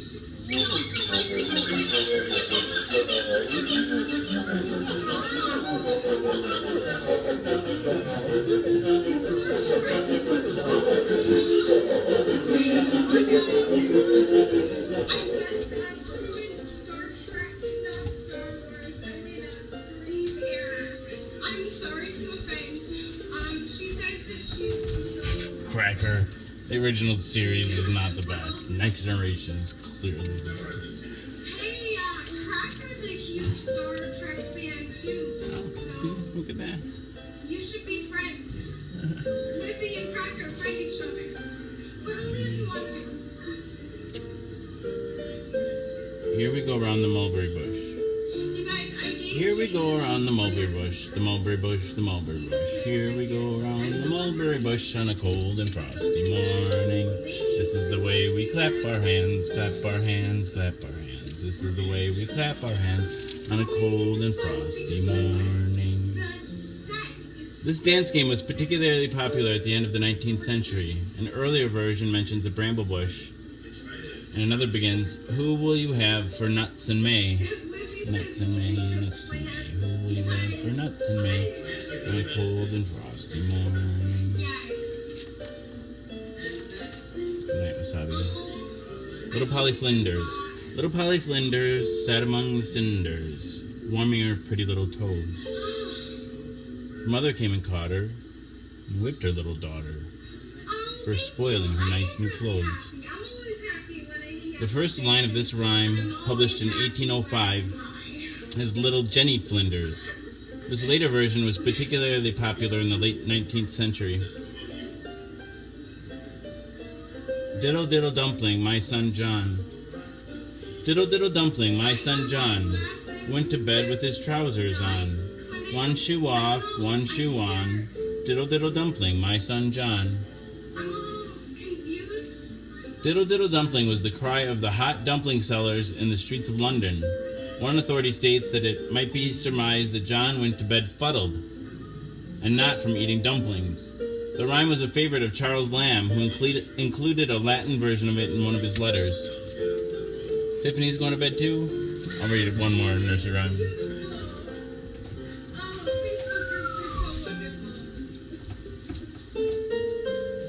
Good night, Tiffany.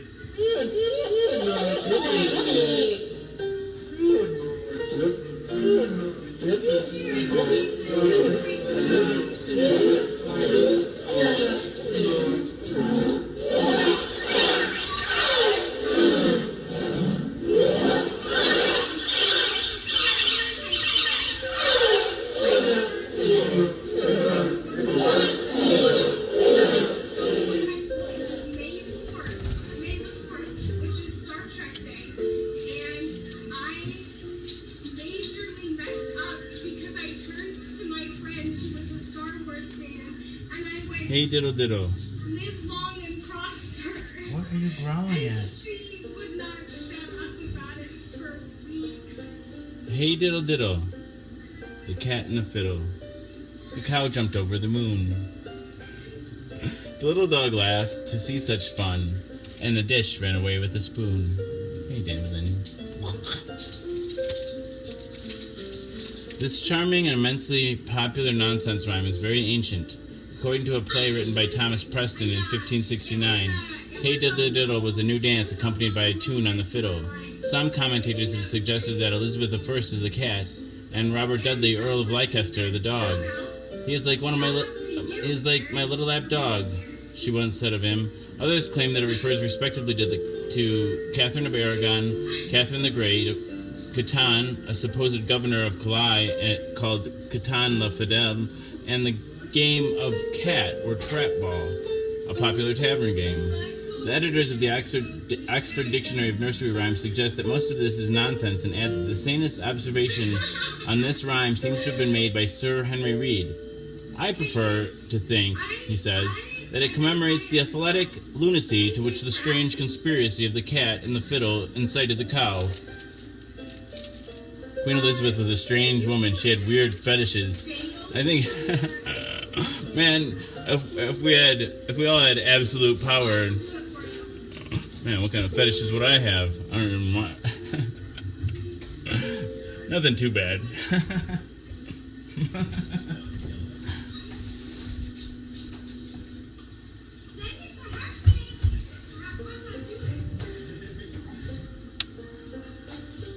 What's the fetish? What's a fetish? Feet are a fetish. No, anything that like turns you on, basically. Like, I don't know, things that turn you on. A kink, a kink.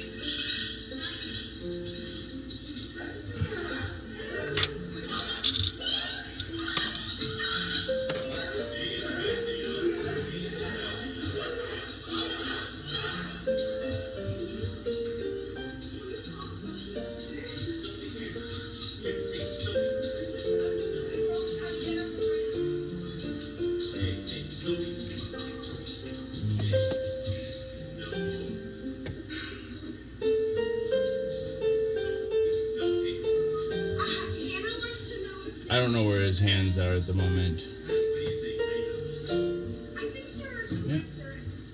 Yep. I don't think it's dysfunctional.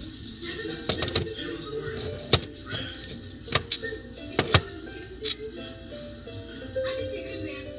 Sophie, get down there. Ryan says they sent you a song that they wrote you and that you should play it on live stream to help you. That's crazy.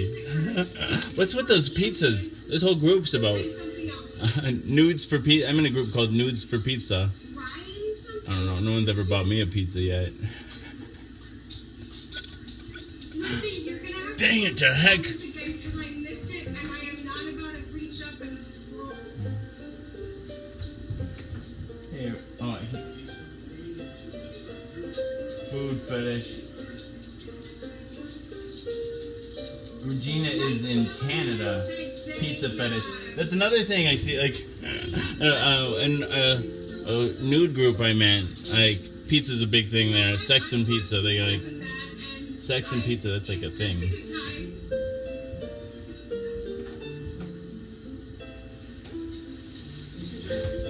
Cracker had pizza. I had pizza for dinner too. Cracker. Welcome. This is Jason. Is a social scientist by Mouth Daily. Oh, next one he says, shoot, I messed up. All right. Well, that also.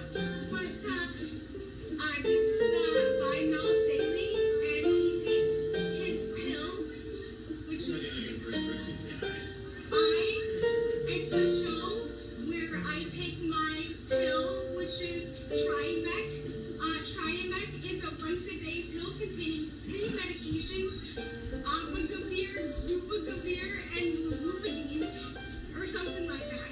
Together, they work in concert to suppress Gina is really my middle name. of the HIV virus within my system. I take this pill live daily on Poker Face in order to reduce, to put a face to HIV and stand up there in front of my friends. Dandelion wants to discuss all the attractive foods. Hi. I just love how I I get her to say that she has HIV. Oh.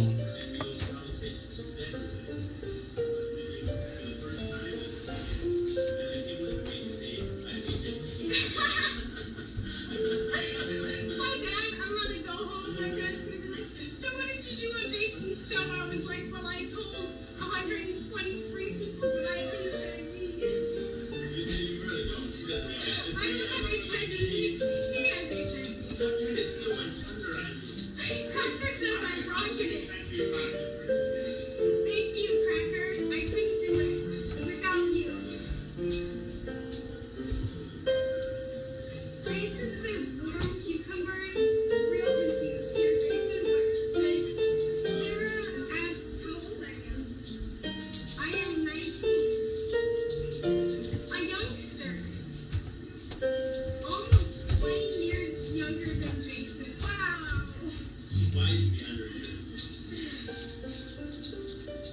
Cheetos and Pop Rock. Oh, what are sexy foods? Of course, strawberries and oysters, pearl necklaces. That's not a food. Well, you can eat it. Oh man, is that a Snoop Dogg pussy hat? My wife got this for me. Yeah, yes it is. I don't know, a pussy hat. It's pink. You didn't even cover it. How you doing, Carlos? Completely because Candied bacon. Man, whipped cream for sure. partial hospitalization program. So it's a place we went 5 days a week for. David says, no, for real, Jason, I don't know much about HIV, but isn't it true that you can live a long and happy life with the disease with all the medications they have? Please answer. So you can live a long life. I think a lot of people suffer like with psychiatric problems. Like there's a lot of and there's a great article in Up to Date. Up to Date is a great website that I used to have access to through my job.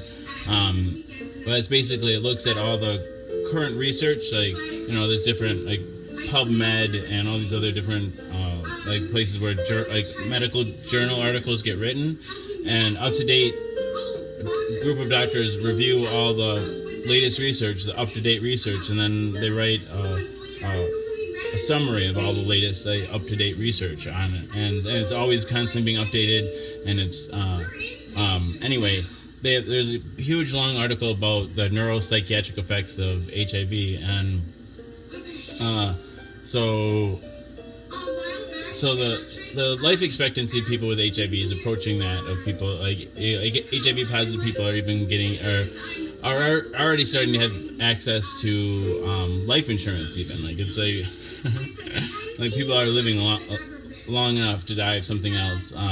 Like there's like HIV causes like this. I won't go into the my theories about why this happens, but there's it's definitely true that there's a chronic state of inflammation throughout your body, which inflammation isn't good for like your heart and so that, like your circulatory system. Like I think so there's definitely there's still a somewhat of a toll on on your body, enough to like affect the life expectancy, I think.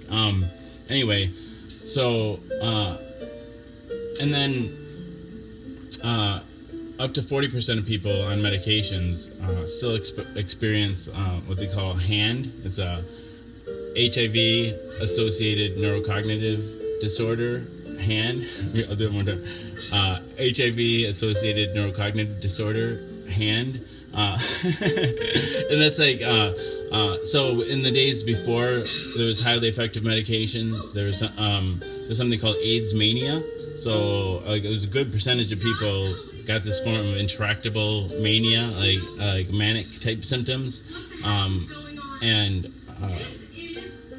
so yeah, and then up to 40% of people, even on medications, still experience this, and it's a cluster of symptoms. This HAND, but they think one of the reasons why the brain is still affected is that maybe the medications don't get up there as well, like with the blood-brain barrier, and the HIV has.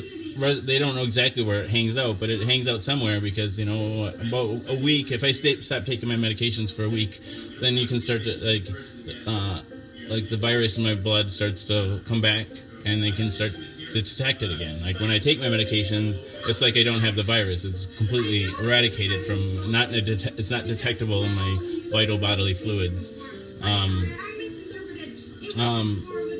So then, yeah, and then beyond that, there's physical, the inflammation is in the brain too, and this inflammation is, I don't know if you've ever heard of toxoplasmosis, like they say how that can cause mental illness, like it's a disease you can get from your cat's litter box. Whatever. AIDS patients, have you ever seen Train Spotting, the soccer dude? He dies of that.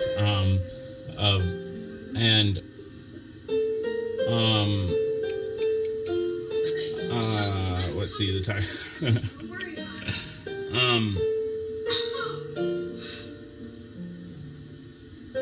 So yeah, besides the physical changes that it can cause in your brain, there's also just the social aspect of it, right? People, it feels to me at least that people are either scared or pity me, or it's just a really awkward conversation, and then I don't know, I felt dirty instantly right away. I felt dirty everywhere. I don't know, and it just and I haven't talked to a lot of people with HIV, but one of the first things it says in that neuropsychiatric disorder article I was telling you about in Up to Date is the most it causes is increased social isolation. And I was already kind of an isolated person, and just I don't want to leave the house ever. It's really agoraphobia. Really, I don't it's affected my ability to go to work. I don't know. I can't even go to the friggin' drive-through. Right? I don't know.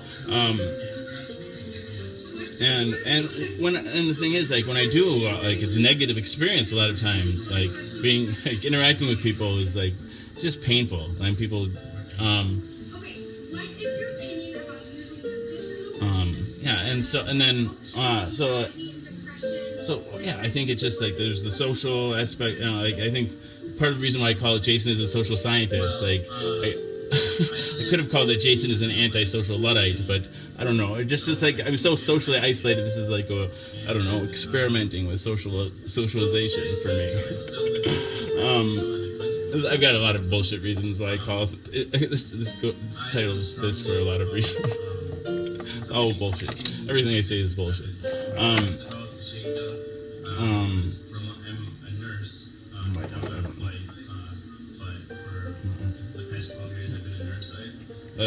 Empathy is kind of a curse, Rob. I think you're right. It's a curse. Oh my goodness. But thank you.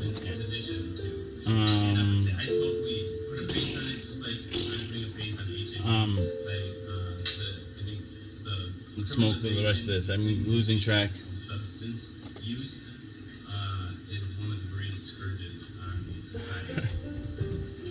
I have an interesting perspective on something that I haven't considered before. Is I have a friend who, for college, who is from a county in Mexico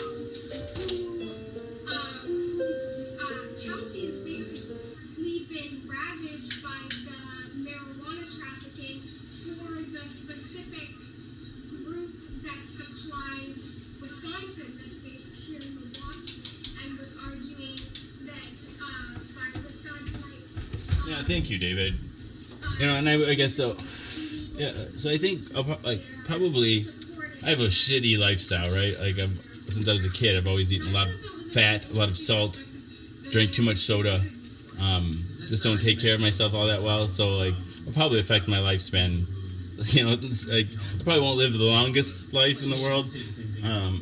But I should lead barring other things, I should lead a halfway normal life expectancy. But I don't know. And this is before the HIV. Like I don't know. The HIV was just like another blow. I'll probably recover, right? I'll probably recover. But it's like happiness seems like a bridge too far. I don't know. I'll live. I'm gonna live. But happiness, I don't know. I just don't know how I feel. I can't go back to feeling the way I did before. That's for sure. And I don't know. I feel like it's really affected my relationships with my family and with my friends. And it's like I don't know how and maybe it's just I'm still just too hurt or something. But like, and I don't know. I'm gonna have a hard time like forgiving and just going back, like feeling like I can get support from my family, and I don't know, like I don't know. I don't feel like I can get support. I don't really like.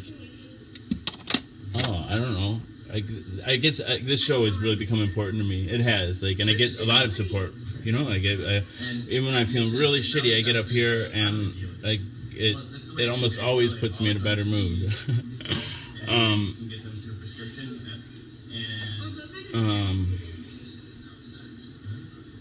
Yeah. Sorry, never mind. I don't know, but I don't like, but like, it's true that you guys are like on the other side of this glass wall, right? And and I don't know, I don't actually see your faces, like, and like, I feel like there's a certain. I'm very open. Like I'm transparent. I have firm and high walls.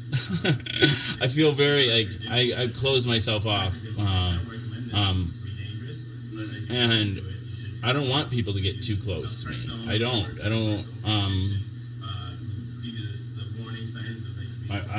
We are robot. We have no feelings. I don't want to look people in the face. I don't want to see their pity for me. I don't want to see their sadness for me. I don't want to see the pain from their own experiences. I don't want to see anyone. Oh, it's bad. It's bad. It's not healthy.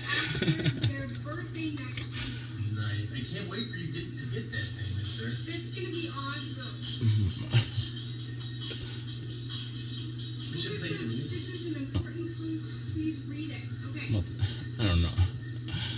Dang, a good dang person. Well, thank you. I completely cheated. Just not like, I don't know. I just been hurt by the people closest to me. I've been hurt really badly, and I don't know.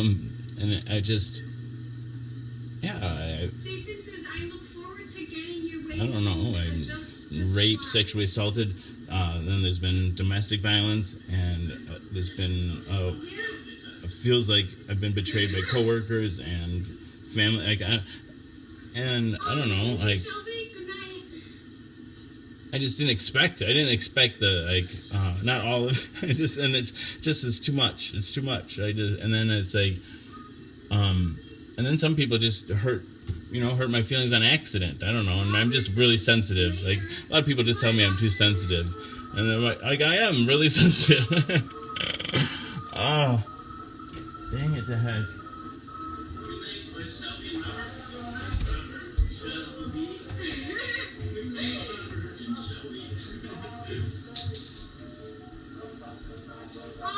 Jason is 6'2" and doesn't think that Ray was gonna work for him.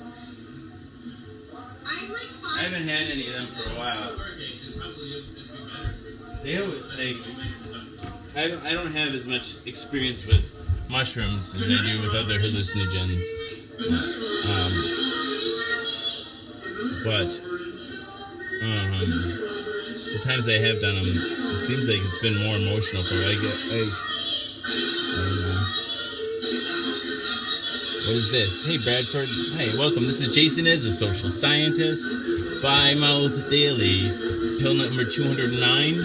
This is a special edition, like a sad edition, I should say. It's a sad edition. This is a previous episode. This is pill 209 or 210.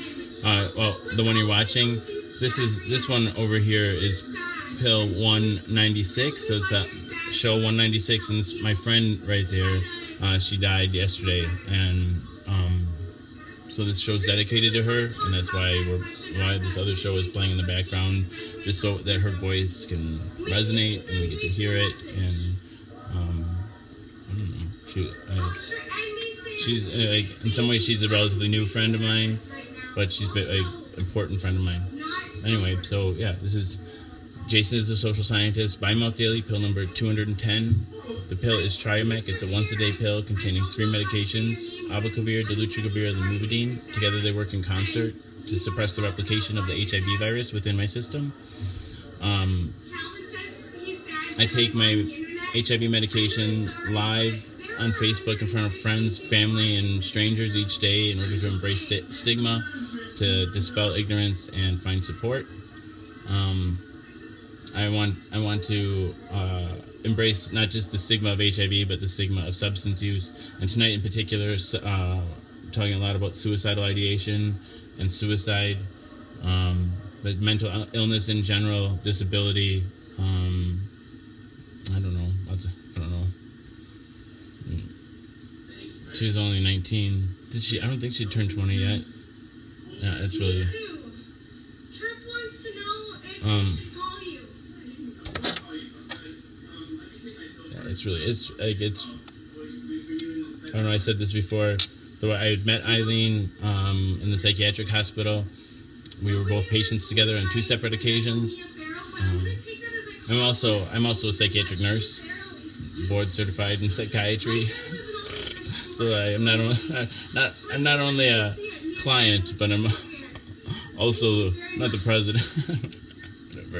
I'm a member of, and also, I don't know, a practitioner, no, whatever. Anyway, I'm a nurse, but in this case, I was a patient, and I was a patient a year apart, and so it's weird how we ran into each other. Like, we both had mental health crises at the same time, and I don't know, she was just a really strong advocate for mental illness herself. When I first met her, she was writing a blog that had like 17,000 people. I was just kind of in awe of her when I first met her, and she really had this presence that just lit up the room. And I don't know, she herself, when I first met her, her friend had committed suicide, and it was something that she was really struggling with. And so I don't know. And she just was able to articulate her feelings in a really, I don't know, expressive way. So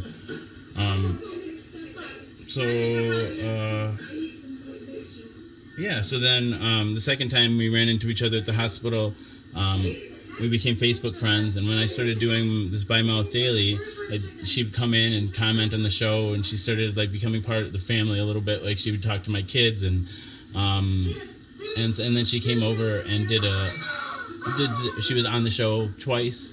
Like, this is one of them. And earlier, she was on pill 170 too, so she was on the show twice. it's really really sad. It's really really sad. That was good, Master Vader. You're the best Darth Vader. This echo chamber's ever Look at she's Darth Vader right now. There ain't the heck. Put a shoe on you ginger head. I'm gonna wear the shoe. I wear the shoe in this house. I'm the shoe king. I don't even have red hair. It's just the weird lighting in here. There's like a heat wave right here.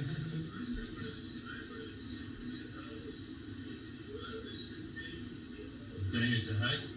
Master Vader.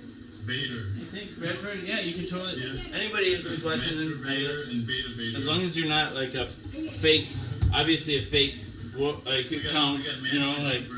I accept all friend requests. Like I really, yeah, I really appreciate watching. I appreciate taking the time to say it, you know, say like participate. Yeah, no, it's cool. It's really cool. Normally, like I said, I really like to make the audience part of the show. That's why this lens is here.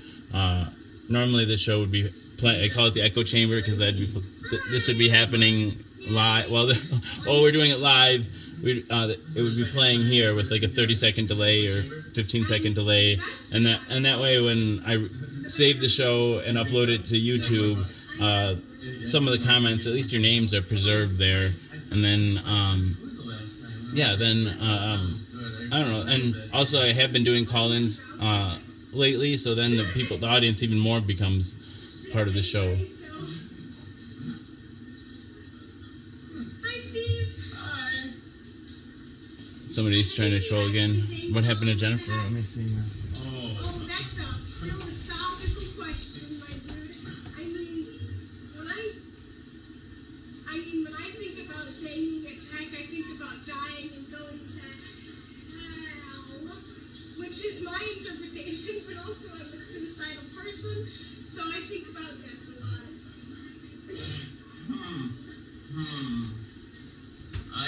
I've never been all the way to heck. No. I danged it pretty hard, too. Me too, bro. That's how we met. Steve, he's new to the show, but I really like watching his live show the other day. He's a writer and he was writing live, which is really cool. Eileen is a really good friend of mine, Steve. We already said this, we'll just keep saying it, I guess. We met on the psych unit. First it was a partial hospitalization we met at, and that's like, it's basically like 6 hours of group therapy every day for 18 days. I think I was really impressed with her when I met her. And then like a year later, we both met we saw each other at UW inpatient psychiatric unit. We just both happened to be there. So we just tend to have psychiatric crises at the same time. We're on the same cycle. Yeah, right, exactly. Which I literally have double depression, so I have sort of like a cycle. I guess so. I don't know. I guess I do too. I don't know. Who knows, man? There's not enough data points for me. Except for the part where I stayed out of the hospital for 3 years. I don't know what that was about. I think, well, I don't know. We'll see. I don't know. When did I go in? I was in for my birthday.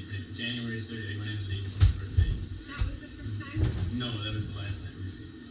And, oh, yeah, this year I was in college. I was worried about you. And I'm very grateful for my boyfriend. We fight a lot, but I haven't been suicidal since he's been there to make me feel love. Love is so important for an introvert. I'm happy to have someone, although I really our connections with other people are really important. They are. I'll tell you what. The first time I went in. And this is where I met Eileen, was the partial psychiatric hospitalization. I said this earlier, but that's like a 6-hour group therapy, basically, and then you go home to sleep. You don't actually stay in the hospital. But like I said, they call it partial hospitalization. What was I saying about that? This is before the HIV. I was just in there because I just come out to my family and stuff. Like my wife knew I was bisexual, like before we were a couple, but like I'd never come out to the rest of my family or anything, and I came out publicly, and it was just a difficult process. And I don't know, like it led to a lot of conflict in my marriage, right? And then end up I ended up in this psychiatric hospitalization. But when I was there, I was taught, this was 2011 or something, right? Or no, 2013 maybe. I have no idea. 2013 probably. But my mom and dad died in 2006 and 2007, and like that was, I think, the start of a lot of my psychiatric symptoms. That's when my suicidal ideation started. And I was telling the lead therapist there how I'd been really suicidal, and I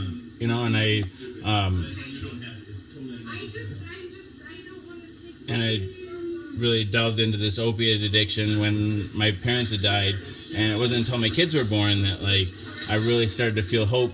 Well, hope again, and that's when I was able to give up opiates. That's when I was, and she said, well, that's really, my point, I guess, is that like it's really like you said, I'm really glad you get a lot of support from your boyfriend, and the relationships we have with other people are really important, but like it's important to be able to love yourself, I guess, and be able to live for yourself. Because what my therapist said, she's like, it's really good that you it's really good that you were able to pull yourself together for your kids and be there for your kids, but they're going to grow up and they're going to move out, and then you're still going to have to find a reason to live, right? You can't and I don't know, another way she put it was like if you think about the love and compliments and good feelings that you get from other people, like think of that as like the gravy in life, right? But think about self-love as like the meat and potatoes, like being able to, like, that's what's really sustaining. That's the only thing that can really sustain you, is like to be able to feel good about yourself and who you are, and find a way to love yourself. And like meat and potatoes, like without the gravy is what makes the meat and potatoes good, right? Like choking down those meat and potatoes, but I don't know, finding a way to live for yourself, I think, is important, because for one, it just leaves you so vulnerable to be at the mercy of somebody else, because then they can pull that way. It's like anybody can pull that rug out from under you, and also like I don't know.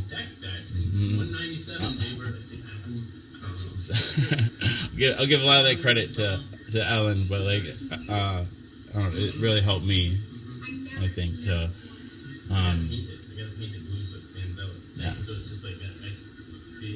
But and then also that's where I met Eileen, was in that same group therapy. So thank you, Brad. Thank you. You could either get a dark-ish sort of iridescent blue like that, like you get a lighter one and dry brush it so that some of the black shows. I didn't follow. How do I find myself? I'm mental state tension. Where do I send my son? Where do you send him for psychiatric help? I think start by just making an appointment with the doctor, I think, right? If it's an emergency, I always somebody calling when I was working at the psychiatric, when I was a nurse, I still a nurse, when I was working in the psychiatric unit, worked there for 12 years. Been off work since November. If they were calling, I would say, well, if it's an emergency, you can always go. You can always call 911. You can always go to an emergency room, and then any emergency room should have a place where they somebody on call that can assess you psychiatrically and see if you need a hospital admission. If it's if it's not an emergency, call your insurance company or whoever to see where you can get to your soonest psychiatric appointment. And then that's my best advice. have like echo over the. No, me. I need the attention. I'm a single mom. Like do you need somebody to watch your son while you go to the hospital or something like that? Like or you need. Space and Jason heading And, to space. Jeb Bush. Uh, Wow, never heard of Jeb Bush. Like Wow. it's hard to know without your in particular. You're probably the best one of the Bushes. Once I agree. Once to Could I know talk to how Jennifer? to take you I've been taking it since I was diagnosed in August of 2015. I took Complera for 3 months. Hey Jennifer. So September, October, since November roughly of 2015. I'm sorry you're feeling it Yeah, that way. Like Complera, you have to take the 600 calories. And like people who watch the show know I don't take the pill at a specific time, and so I would eat a meal and then like I'd go out to eat and wouldn't have my pill with me, and then whatever, and then I'd have to come home. you know, it's hard to know exactly what to say, right? I don't want you to hurt yourself, that's for sure. Robert Chuck, tear down this road. Nicole says, I'm going swimming too. Nice. Nice. I love swimming. My first thought is I like being in the water, but I don't know how to it's swim. if you have it. So if you were in the hospital with me, I would say, like, do you have a plan? And you don't have to, I'm not an authority figure, so you don't have to answer these questions. Like, I always tell my patients that too. Like I don't know. No one likes to be told what to do.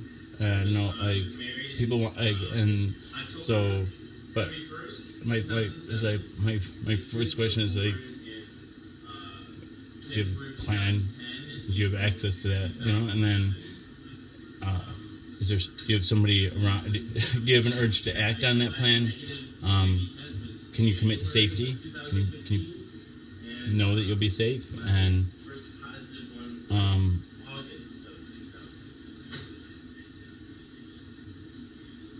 I'd say what said before. You can always go to the emergency room. Like call 911. You can, if you feel safe enough to drive yourself there, you can go.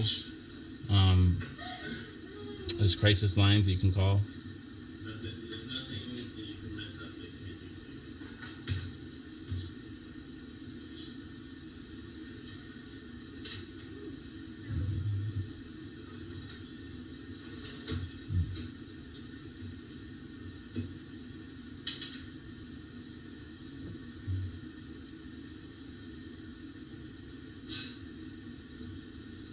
I think it's important to reach out to people. That it's hard to reach out to people. It's really hard to reach out to people. And I'm glad you're here, and I'm glad you're talking about it. It's hard to talk about. It's hard to talk about even for me. It's hard to talk about even for me. Of course, I'm just a person like everybody else. But it's embarrassing to talk about.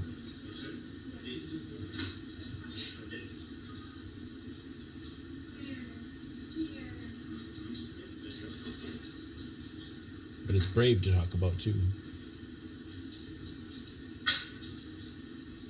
It's brave to talk about embarrassing things.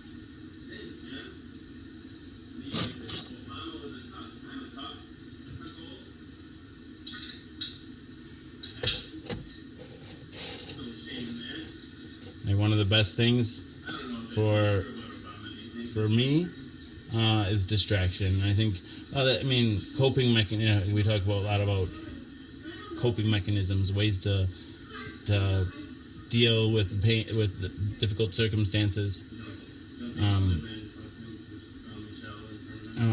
Distraction is involved with most of those, like physical activity, reading, watching Jason is a social scientist. I don't know, for me, humor is a big one. That's one of the best ways to distract. I don't know. But talking to other people, like that's the thing. That's why socialization is a big part. Like, you find support, but also it just keeps your mind, keeps your mind busy.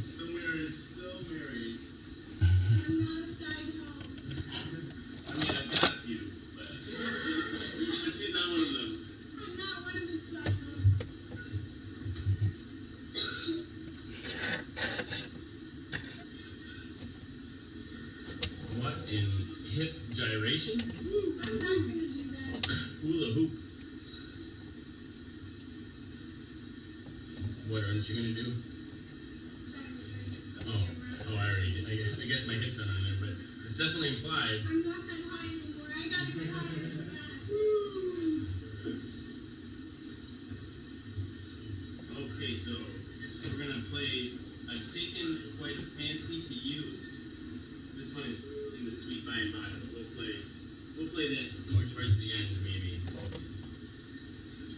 big fan of this song.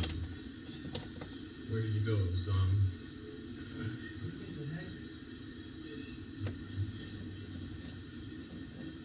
No, there you are. So yes, this is I've Taken Quite a Fancy to You, number 801 duet. What did it say? I missed it. Bill Murray, I don't know what Jones's first name is. Patent July 29th, 02. It's one of those millennial songs. No, it's. Oh, you're welcome, Jennifer. Let's see.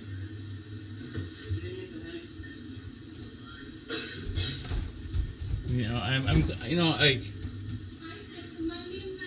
I'm glad that you know, it's just, it feels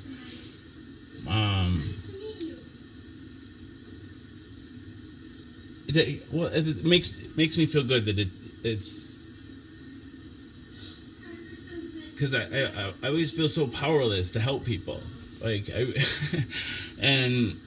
but it doesn't take much, and I think that's a good lesson for us all, like just to say that you care, and just to spend the time to listen. It costs almost nothing, right? And actually, when you take the time to do it, actually, it's worth it. It's so worth it, like, because it helps you more than the other person, probably. You know, well, it's a mutually beneficial relationship. So, thanks for talking about it, Jonathan.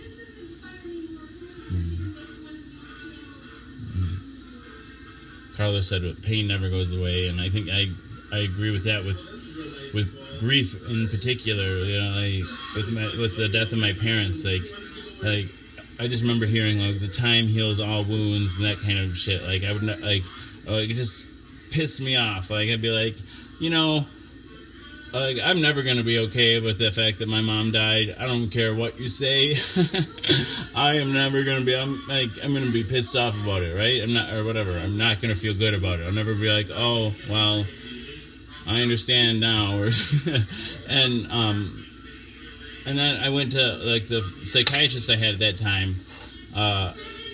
He said to me, and he was an older man. He said that his father died like 40 years earlier, and he said, you know, for me, like it still hurts just as much as when it happened. Like, but I don't think about it every day. Like sometimes I can go a long time without thinking about it, and that made sense to me. It's like it gave me some bit of hope that I wouldn't always feel like, because like for me, like it was like every second I was feeling pain, and it's like the idea that I could go, you know, I could imagine going longer times.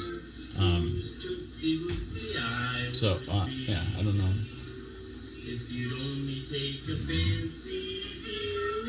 I'm sorry about your son, Brent. That's something that I would really struggle with. Of course, I mean,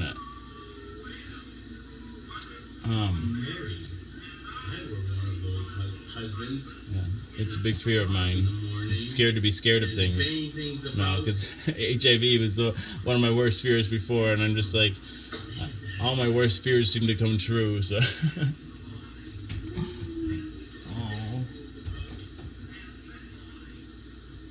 Reese Madrid says, what did I get into? Welcome, this is Jason is a social scientist, by Mouth Daily, pill number 210. It's a sad episode of the show. Right now we're watching this one on this screen right here, is pill number 196, I think. And that friend there was a live guest in that.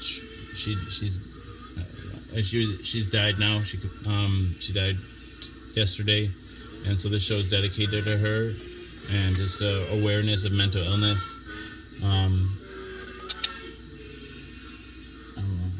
The show. So yeah, the pill is Triamec. It's a once-a-day pill containing 3 medications: abacavir, dolutegravir, and lamivudine. Together, they work in concert to suppress the replication of the HIV virus within my system.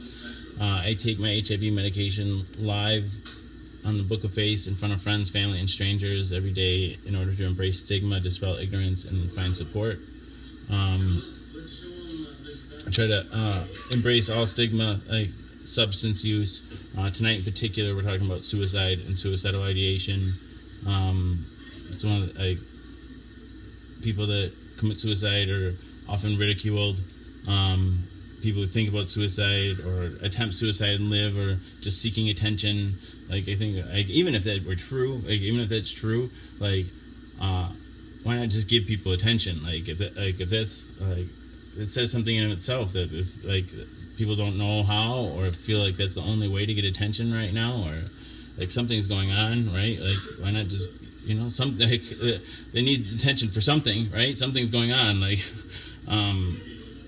and I don't know. A lot of times people make attempts before, like, they ultimately kill themselves, and if people are ridiculed for talking about it, or it's then people don't talk about it, and they just sit in those feelings without anybody to lean on or get support from. I thought, well, we were talking about the set, then I thought, well, I wonder if I have anything that I can contribute to the set. So I, like, got out of bed and I went down to the basement to look through, like, old toys and, like, dollhouse and see if I could find anything. And so I found some things. So, this is one of the things here. What else did she? I gotta put more of her stuff out. Everything's such a mess. I can't.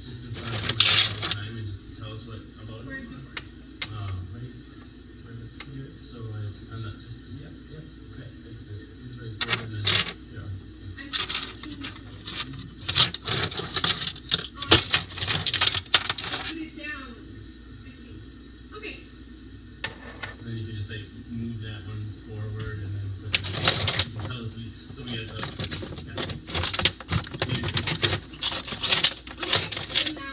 you can just, like, do, like, you know where you got each thing. yeah, so basically I went down to my basement and I was looking for things, and I found this miniature ladder, and I don't know where it came from, but I was like, that's kind of cute.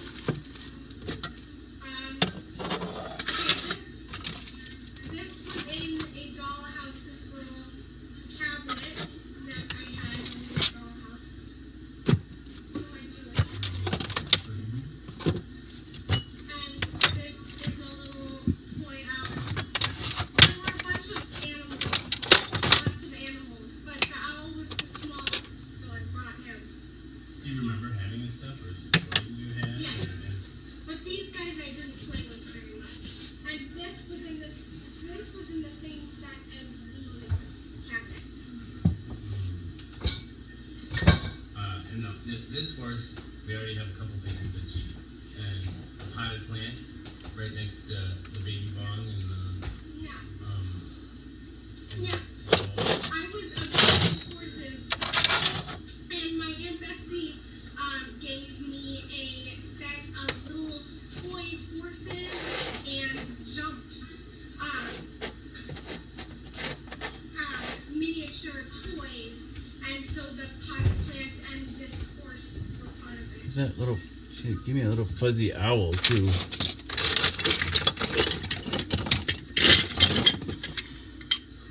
the dollhouse that Jason is putting up right now is actually a miniature version of a regular sized dollhouse that dolls that go in it. So I thought the mini, but they look just like each other. The owls are not what they seem. Cracker, have you seen that video of the owl that is, like, puffing up at first, and then it goes to, like... Hey Thomas, it's a sad day. I don't know if you remember Eileen. She was just commenting in yesterday's show. I got She's distracted by this. a friend of the show. She's been a friend of mine, not just the show. She's a friend of mine. She's a friend of mine before the show existed. She met her. I met her. We were patients in the psychiatric hospital together twice, and over a year apart, and just was like a happy coincidence. And then the second time we just exchanged information, and and that was, and then when I started doing the show, she would she'd come on, she'd see me on Facebook, and then she'd come and she was really supportive when I was doing that, and then when she became a guest on the show, and she was just commenting yesterday, and now she's dead. Yeah, I attract the trolls. Yeah, take them. No, they've been. I share the groups that are filled with them. I invite them. Where should Owl go? Yeah, right up there next to Bush. Wise old owl next to him. There we go. Yeah, give it a little bit forward. And closer. It's kind of shocking. Yeah. Thomas is a nice troll. Hi, Thomas. Oh, look at their. I don't know any good jokes. Yay for the weekend. Get to see the whole show. It's awesome, Damien. Weird timing. Steve wants to know how old you are. You already said once. You're 19. Oh, I'm 19. I turned 20 in like a month, though. Ish. Month and a half.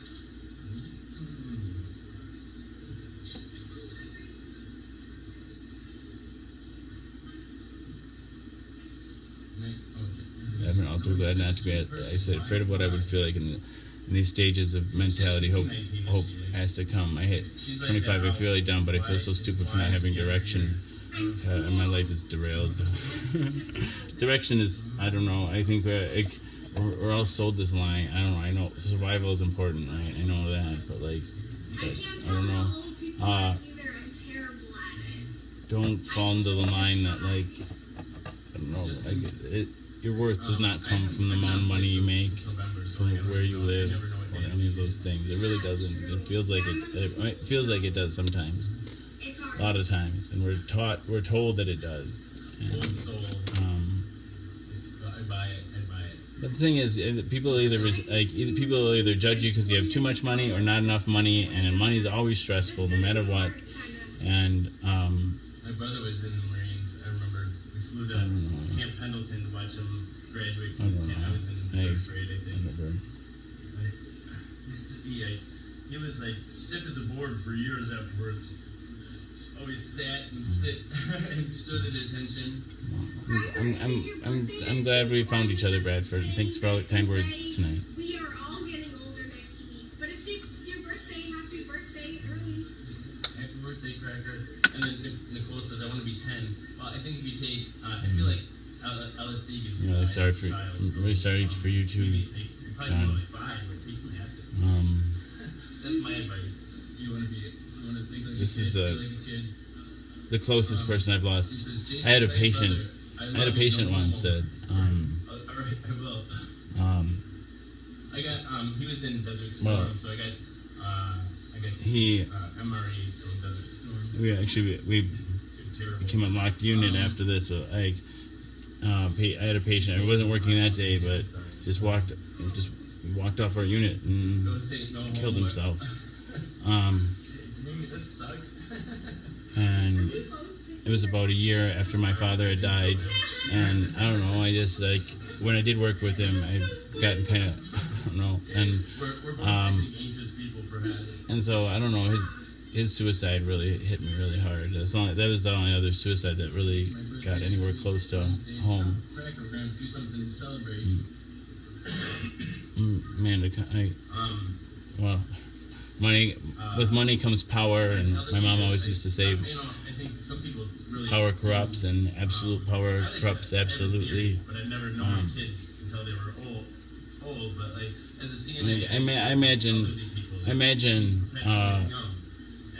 coming from money has its own kinds of the way I imagine people who come from a lot of money being is they don't it must feel really isolating because I don't know, money is such a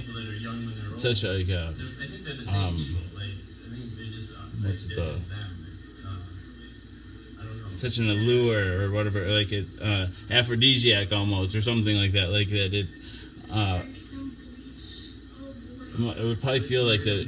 It'd be hard to feel like people love you for anything other than your money. And even the people that cared about you beforehand, it would be hard to make new friends. But even your old ones, it would be it'd just be this new layer of weirdness.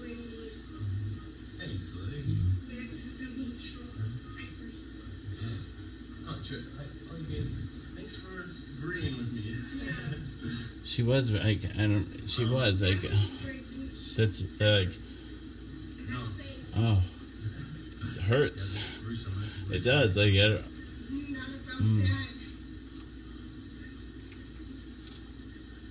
still ugly. Well, Lance, how could you be so cruel? You know. I wish she would have said goodbye. I'm way too hard on myself. But maybe that was her way of saying goodbye, I guess. How are we gonna win this dude over? Man, I don't know. Usually I can win this dude over. He's gonna be my best friend pretty soon. Dang it, Zach. He's not mean. He's just not. Other times when she, like the last time she was here, I think like she stayed a lot longer than she was even supposed to. She thought she was gonna get in trouble with her dad. Then I don't think she like didn't seem like he really gave her a hard time about that stuff. But like, I don't know. Like it just, I could tell she just was kind of I don't know. She hinted at that she was. And I think she went into the hospital right that next day or something. She made an attempt, and then she'd gotten back out of the hospital. I think I don't. But anyway, I could just tell how upset she was. Trip is a very nice guy. Brady says another great show. I'll catch the rest on YouTube wrap up upload. Nice, man. I'm glad somebody goes there. Thank you. Cats piled up on top. Oh, what a good time. I hope you have a great cat seat. Zach, she's a friend. I think it's awfully presumptuous to assume what kind of relationship we have, and I'm seriously offended. Next, you're going to assume my gender, and I'll be really upset. Do you mean a tramp in middle school, or trapped in middle school, or a... I mean, I have to say, like, part of me wants to... I can understand where I almost want to be a little angry, right? Like, but I'm not. Brady is 12 cats. Like I said before, I don't think I do have chronic suicidal ideation, and I don't hope I'm not going to kill myself. I don't know if I could even. You know what? I've never really wanted to have sex with anybody ever, and I'm kind of grossed out by it. And then I learned what asexual was, and I was like, wow, that's me. And then I realized that I'd never really had a crush on anybody either. I sort of like made up crushes when I was I know. I'd hope that the people I cared about would find it in their hearts to forgive me. I guess, like, now I sort of like don't know. And to understand that, like, that I really was in pain, right? Like intense feelings for somebody, but it's not necessarily romantic. And I didn't it's just like I didn't do it to hurt them. I don't know. That's the best I can explain it. I hope it helps. Hey, I remember you, Abraham. Hello, did you know ambition all your life?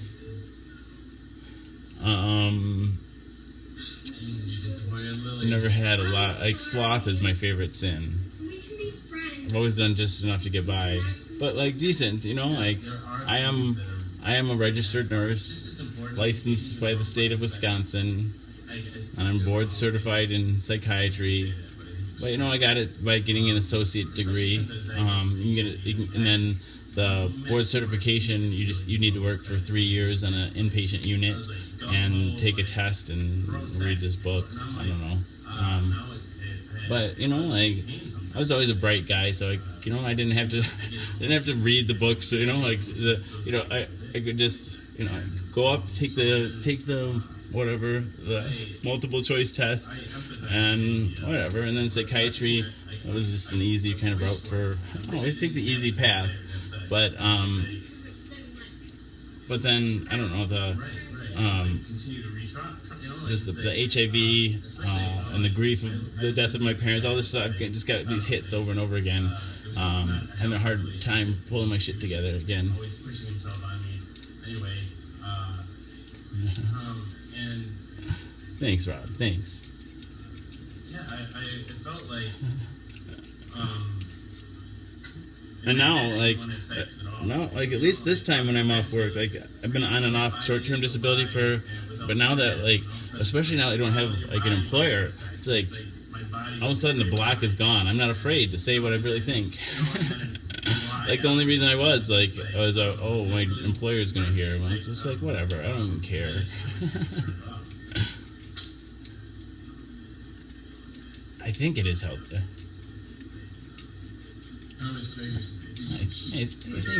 Thanks, Bradford. Thanks. Bradford, it's you. I don't know. I guess you could probably say technically I did. I foreshadowed it though, certainly. About 6 weeks before I had sex outside of my marriage, I went to my wife and I told her that I wanted to start exploring my attraction for men, right? I wanted to start having sex with guys. And I asked her to come back, like to think about it and to come back and talk to me. And then about 6 weeks went by and nothing. And then she ended up going, at one point she had some substance abuse issues. She had trouble with alcohol. And then, so like that's... Yeah, you can be. I think it would be like under like the Disabilities Act or something like that. I think they wouldn't.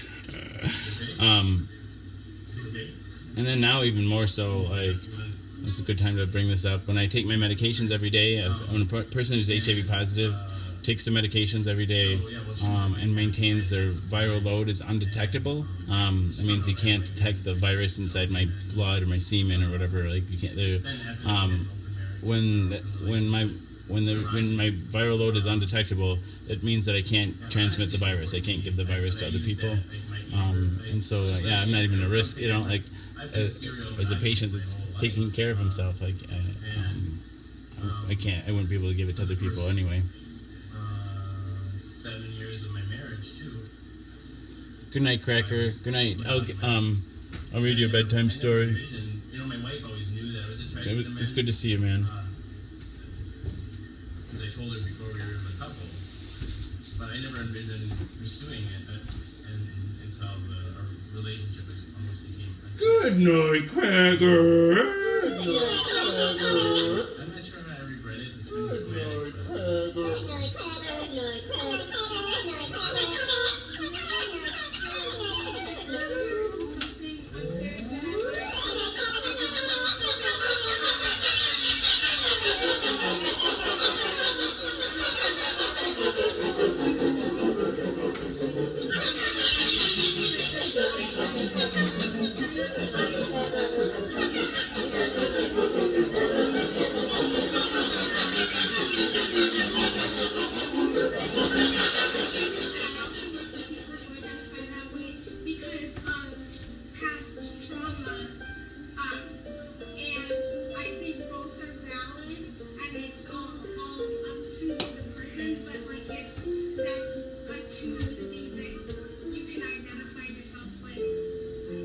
You going to bed too, Sienna? Because I know that I'm super validated what I felt. No.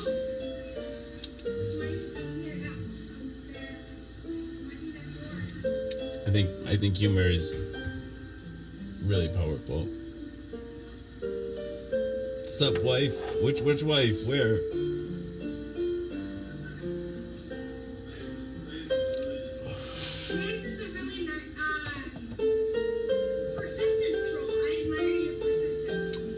An hour or 3 hours and 40 minutes left. Oh, no, 2 hours and 40 minutes left. I really want to help people, and some people don't care about This one is this episode. What? I think that labels could be harmful, and I can see that. But for me, in my experience, finding labels that I felt I identified with has really helped me feel validated and feel like what I'm experiencing is a real thing and not just like some kind of craziness. So, I love you. What is your wife's name again? Shit, Jamie?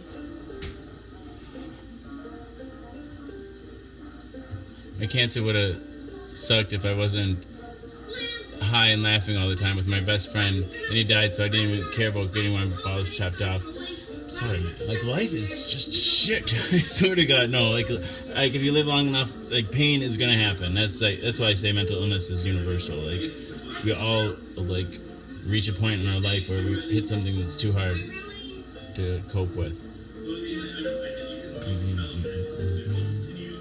know it's not gonna do any good. I just had to say something. Thanks a lot for me. You're not trolling his wife?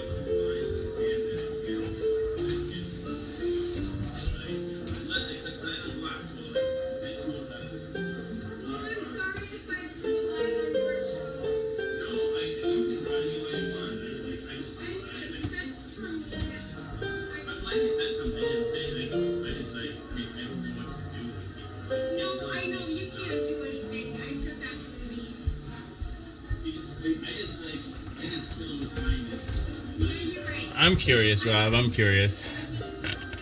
If you care. So remember, I'm not contagious. I really like bareback sex. I fucking hate condoms. That's the other tagline to the show. I fucking hate condoms. That was what the prevention specialist, when I first became HIV positive, is the first thing he said to me. I fucking hate condoms. And he slammed his fist on the. Oh, who? That's why somebody. So you're grieving somebody.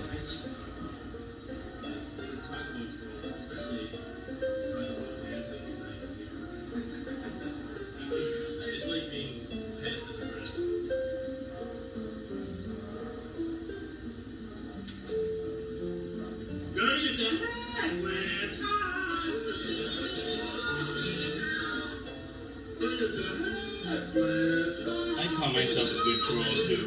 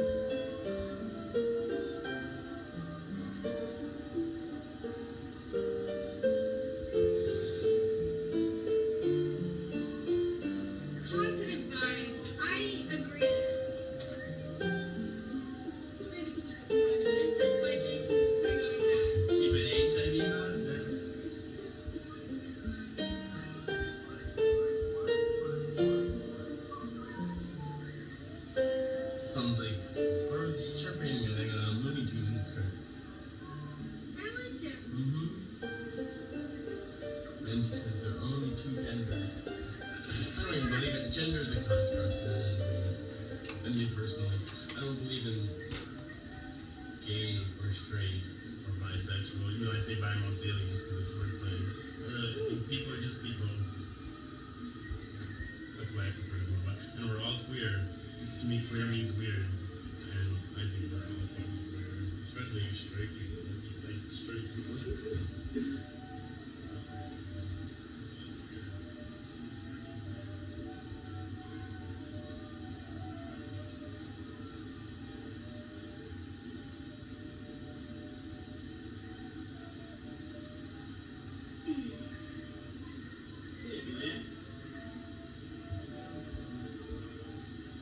Somebody hurt Lance really badly, I bet.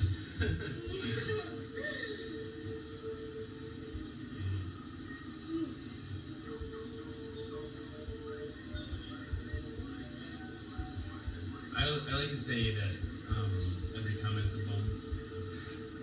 All your friends know you watch Jason is a social scientist, Lance.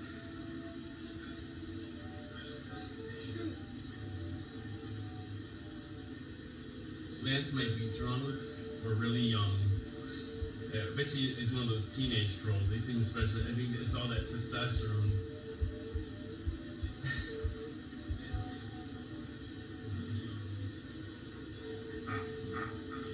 We are robot. We are robot. Here, I'll do my little bit. So, Alice gave me this drink. She told me it would make me shrink. What do you guys think? Why do you rinky dink pink? No, nothing. It doesn't do anything. Nothing. Woo!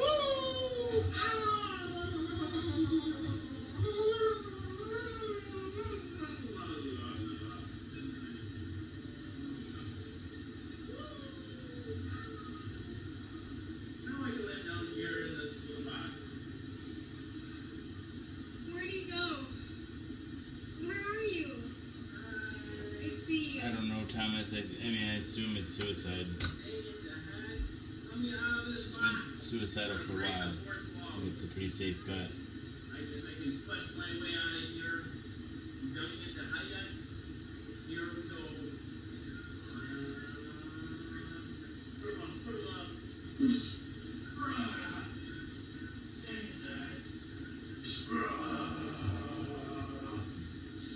Alright. That's my shrink bit. I want to do something like that with the Wicked Witch of the West and pour water on me. I'm melting, I'm melting. What a world, what a world. Trip, let's bring you in. Trip is going to come in. It's after. Okay, I have to go sit down. Yeah.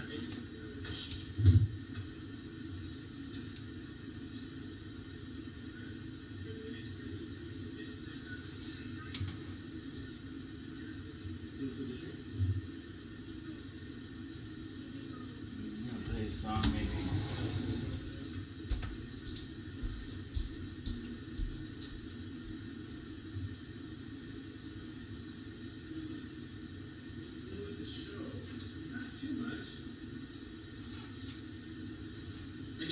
I got my AIDS phone. I got a new AIDS phone today. Product red.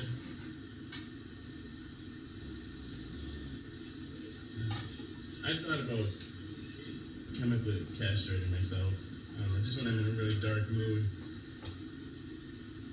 Well, I thought about actually castrating myself too. I think about it. I don't know. I need some money.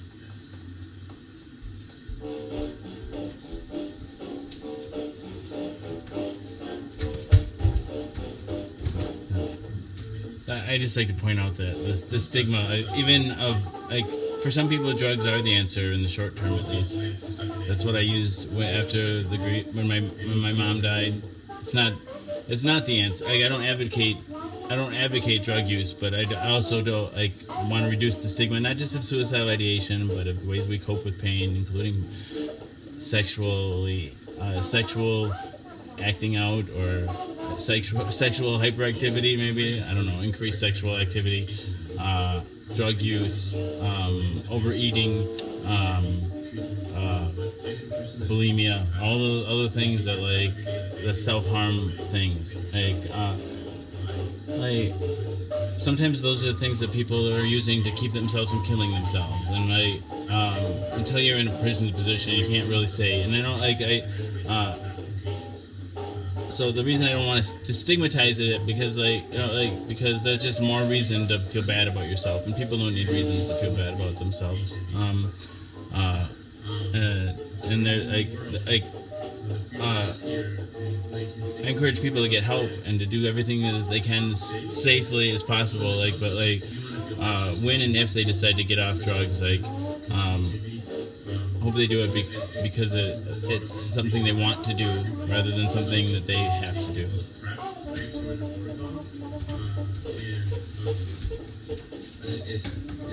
This is 3 medications, and there's opiates. Basically, HIV medication contains 2 medications. People who take that that are HIV negative every day, that prevents HIV. Think of it as a chemical condom, a highly effective chemical condom. Want to go double live? And You can do double live.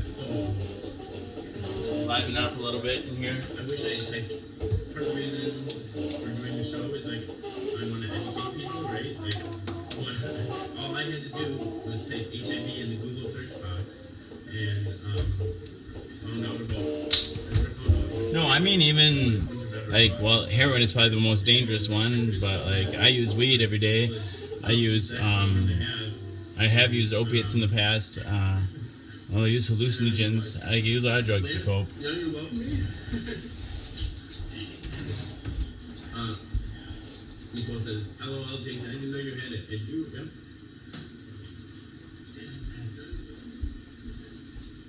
yeah. And again, I don't advocate them. But I'm not the only it's called it's more about harm reduction, right?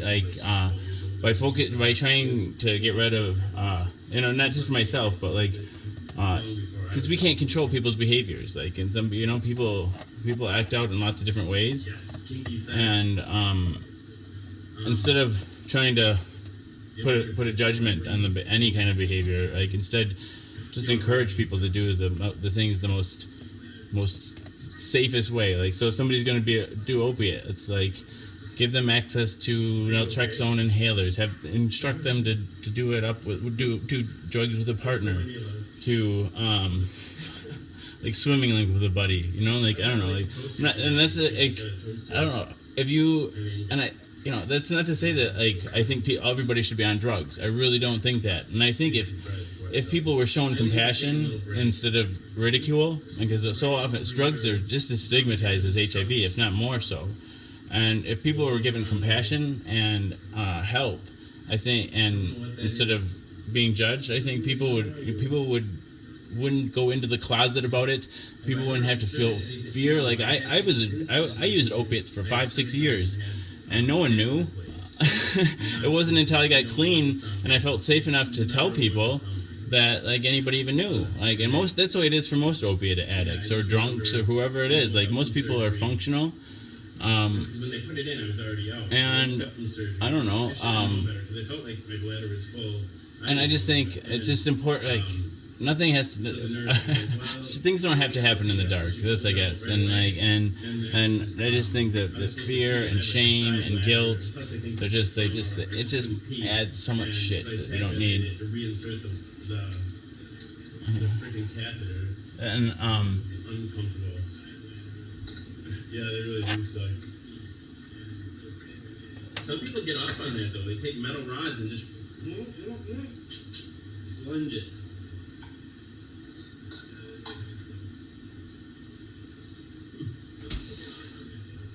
You squeeze out your dick? That's pretty cool. Oh, I've never heard a dick fart before. That'd be awesome. Bucket list. Let's play another cylinder. I really like In the Sweet By and By. That one as well. Let's play that.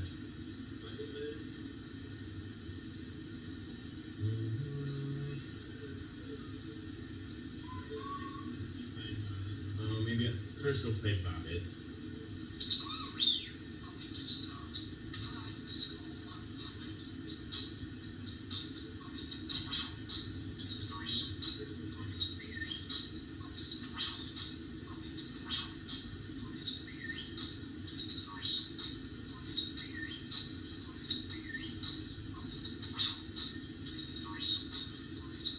Sure, we'll get in. Right into this. You still want to, here, let's just, I'm going to zoom in. You can let dance if you don't want to.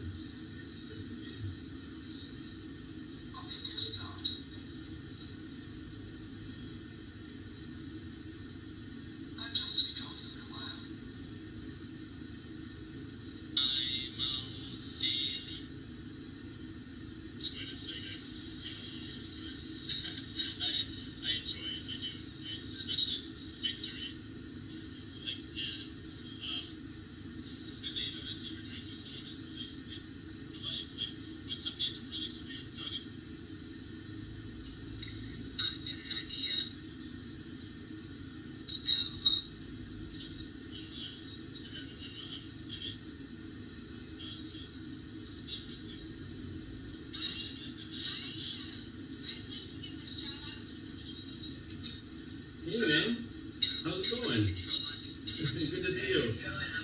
Not too bad. How have you been? I've been good, man. Today's been rather chill day. How about you, man? Oh, pretty good. Today was good. My wife and I were getting along. Things are going good. Hey, do you want to go? Do you want to put it in landscape mode?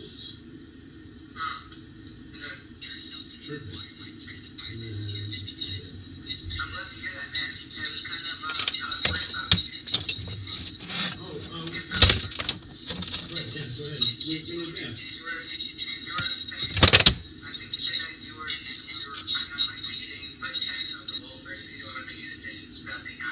Yeah,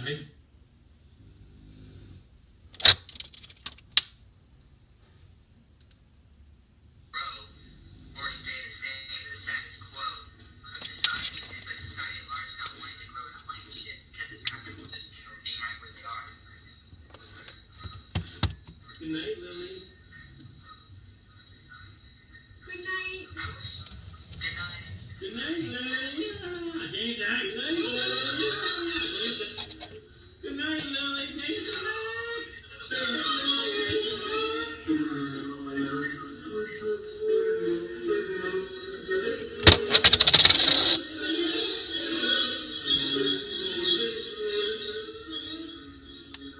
We haven't done a bedtime story.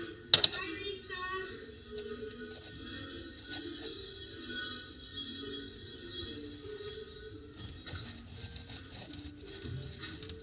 Nicole, I see pick you. your brain. I see you, Eileen.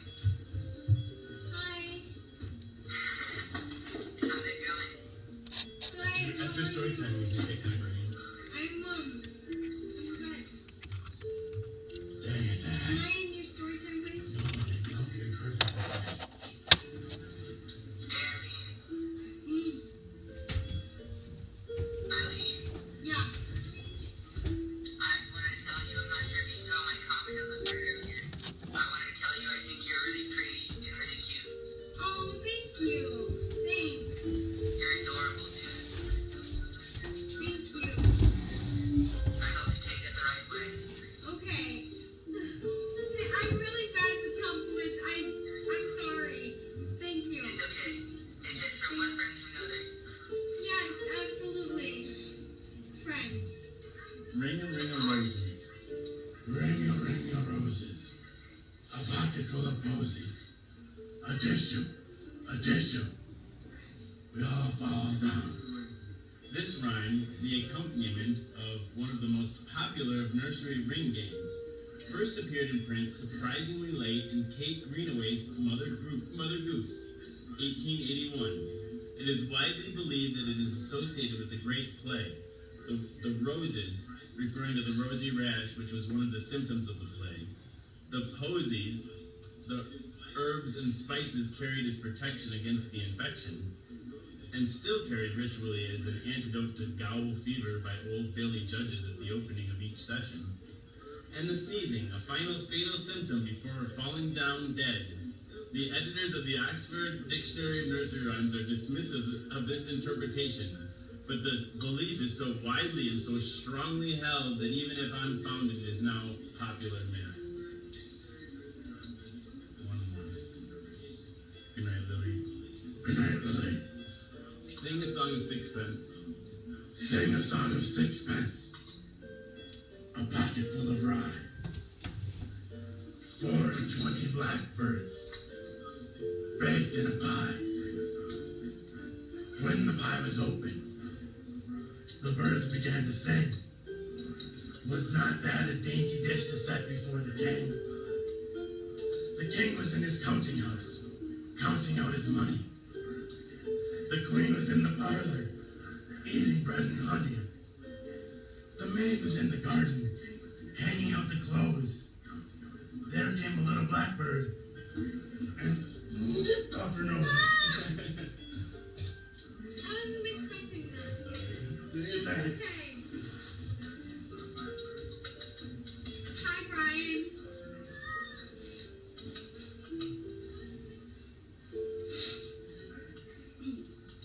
Hello, friends. Good night, Josh. Good night, Josh. I want to appreciate everybody who is on the show. What did you say? I'm appreciating them. Oh, me too. They're really it's a good lot. Yes, they. A good lot. Retweet. I'm millennial trash. Oh, harsh. I know. I am the oldest millennial that there is possible. You know that? Yeah, I know. According to SEIU. Yeah. They sent me on a millennial training, and yeah, so I was at the very top of the age limit. Wow. So basically, a millennial is somebody that came of age at the turn of the century. So I graduated in 1997, so it's like probably 3 years on either side of graduating. At least that's Service Employees International Union's definition of a millennial. I thought that was rich. And I was thinking about lamps. Lance, are you still with us? I'm listening, but you know the Dead Milkman doesn't drink meat or. No, I don't. But I know a different song that had mentions drinking bleach that also happens to be my favorite song. Oh, which one is that? It's called Go Home by Julian Baker. It's like super like raw and real. It's a good. Did somebody think that I was his child? I am not his child. It's not impossible. That's too much for me to think about. I don't want to. Oh my gosh. Queen of Sources, how it's 82 to 91. Okay. Alright, I guess I'll go. I don't know. Maybe double I is not. I'm just gonna. Am I millennial? I was born in I don't know what I'm 1997. gonna do. I see some things I that don't say have the I'm like energy right millennial, now. but some things that say that I'm like Gen Z, and I'm really confused. Yeah, I think you might be kind of both millennial Gen Z.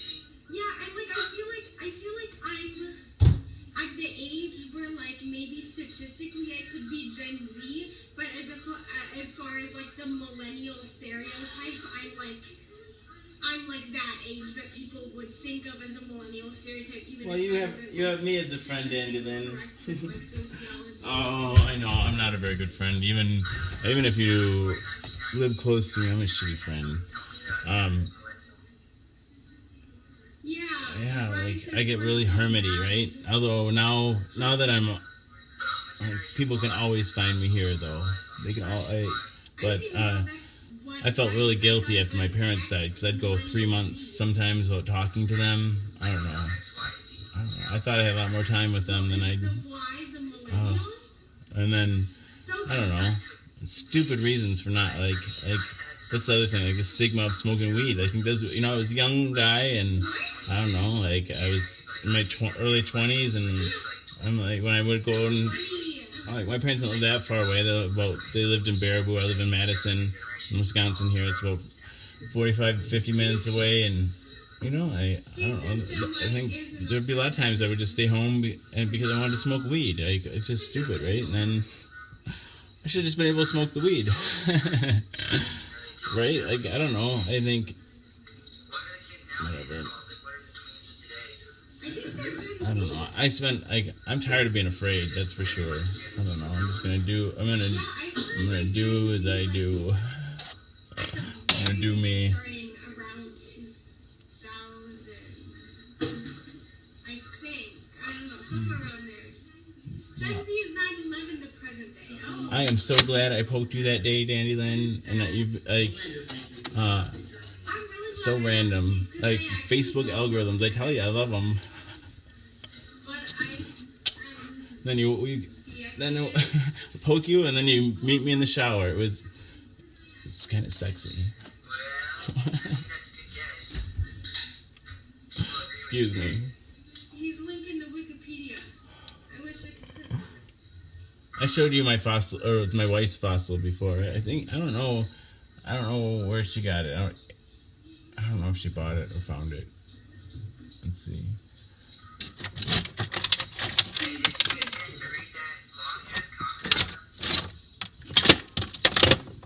I missed it. I didn't see it. Can I explain it to you guys, or would you rather do something else? No, go ahead. Alright, give me 1 second. Washington State, Sparta milking cows. Winters are cold. Well, probably not as cold as Wisconsin. Do you get down negative 20 wind chill and shit? I don't know. But I think of Wisconsin or Washington as temperate. It's one of the reasons I want to move the Pacific Northwest is. My friend from what? From class, I think you said, in college, someone from Mexico was talking about how Oh yeah. Let's see. Oh, there it is. market was ravaging their hometown. Yeah. And She has so many rocks. It's crazy. we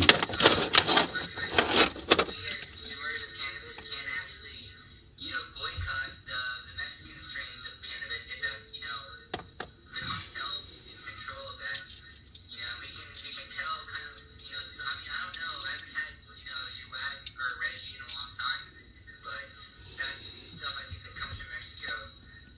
And we don't have to buy that. We can buy stuff that was grown here. If you just do a little bit more, I guess, social interaction, or I guess for some people with anxiety, or people who just want to get weed right now and not have to look for somewhere that's growing it Well, in the country. But we're and saturated with American grown cannabis now. the only time I've had fresh milk is at the fair, like the county fair. They show the animals, and when I was a kid, you could get a cup of milk and out of for 10 cents a cup, and it was the best, freshest milk. Oh yeah, it totally tasted way different than the pasteurized milk. I think it was similar. Was it just? I don't even know.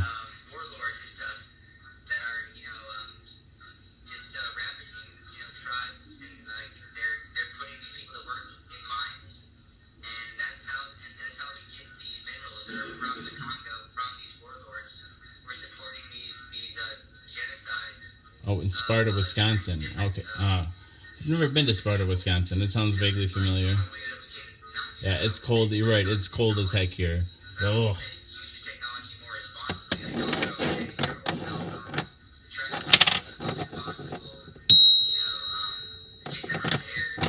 Learn how to repair it. Recycle them. All kinds of things. Because we have a lot of trash like that. It's basically technological trash, and that's creating more of a demand that's going to get met by these people exploiting these people in third world countries.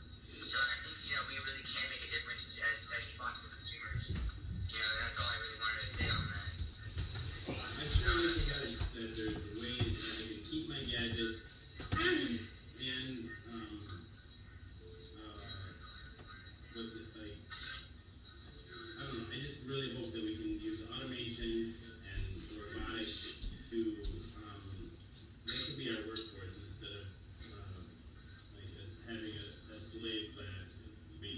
Oh yeah. Dude, yeah. Yeah, I just like to think that we can, because I don't feel like people are ever going to conserve or change their lifestyle enough to make our planet sustainable. I really feel like we have to put our focus on finding ways to maintain our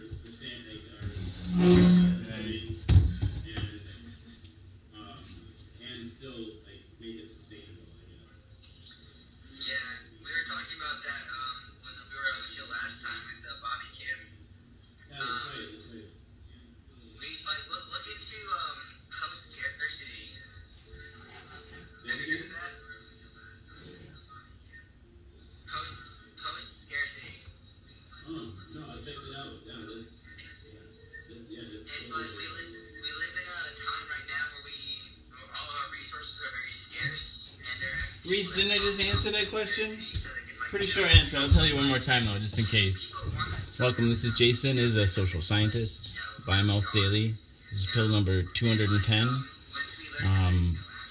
The show, this one in particular, we're watching a previous show. This is pill 196.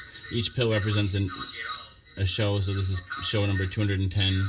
I had a friend that committed suicide yesterday, and she was just participating yesterday, but she was actually in person on in the house here on the show, and I don't know, yeah. So we're watching that again just to have her voice. This is another guy that was a call-in that night, but I don't know. I just wanted to hear her voice resonate through here again, and I call this place the Echo Chamber. Anyway, yeah. So the pill, what's the show generally about? Like besides the being dedicated to my friend Eileen tonight. Like I said, I take the pill is Triamec. It's a once-a-day pill containing 3 medications: abacavir, dolutegravir, and the Movadine. Together, they work in concert to suppress the replication of the HIV virus within my system. I take my HIV medication live on the Book of Face or on Facebook in front of friends, family, and strangers every day in order to embrace stigma, to dispel ignorance, and find support. I want to embrace the stigma of not just HIV, but also of mental illness in particular tonight, suicidal ideation, and suicide in general. I think it's important for people to be able to talk about. And I think that I also want to embrace the stigma of substance use. I smoke weed every day on the show.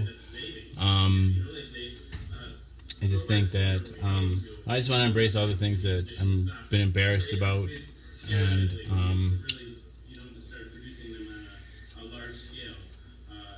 yeah, that's the gist of it. If I see it again, no, I'm going to be suspicious. But I think they're going to be developed, and hopefully that history unfolds in a way that is kind Bradford, I think that you're right. So after 210 shows, the amount of time that people they share with me, I don't know. It's humbling, and it's really I don't know. So my point is that we've really become community. There's people. Sometimes people remember which pill they came in on, and they've been coming most nights for 50 pills or longer. There's other people that have been here almost since the beginning, and yeah, lately the show's been lasting 4 hours a night, but I don't know, people can pop in anytime they want, and and I don't know, but then people keep coming back, and then they make relationships with each other, and we're all supporting one another. I don't know, it feels cheesy, right? But it really is. It feels like I don't know. It feels a little bit like community, family. We commune together. I like to say that we commune each day to make the weed. Because I'm an atheist, but I don't know. I think church is the center of the social life in a lot of communities. And I don't know, maybe this can be like a substitute for church, because I did grow up in a very Catholic home, so I feel comfortable. I play church music at the beginning of the show when I'm sharing the show, burn incense, and I don't know, just like it feels nostalgic for me.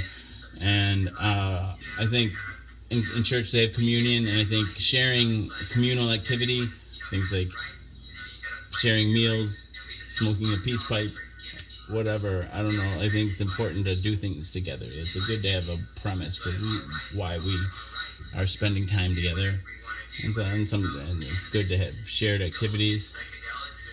Kill people. I mean, it's like, I mean, the government has the right to kill people. But very honest, Jason, very good value to have. Honesty is important to me, for sure. My mom, I get that from my mom, I guess. And then 12 for me, but I got to enjoy. I mean, I'm very shocked. Yeah, I heard her. She like. It's not like the first time. Was this the last time that? I don't know. Anyway, she said your name in a very bright way.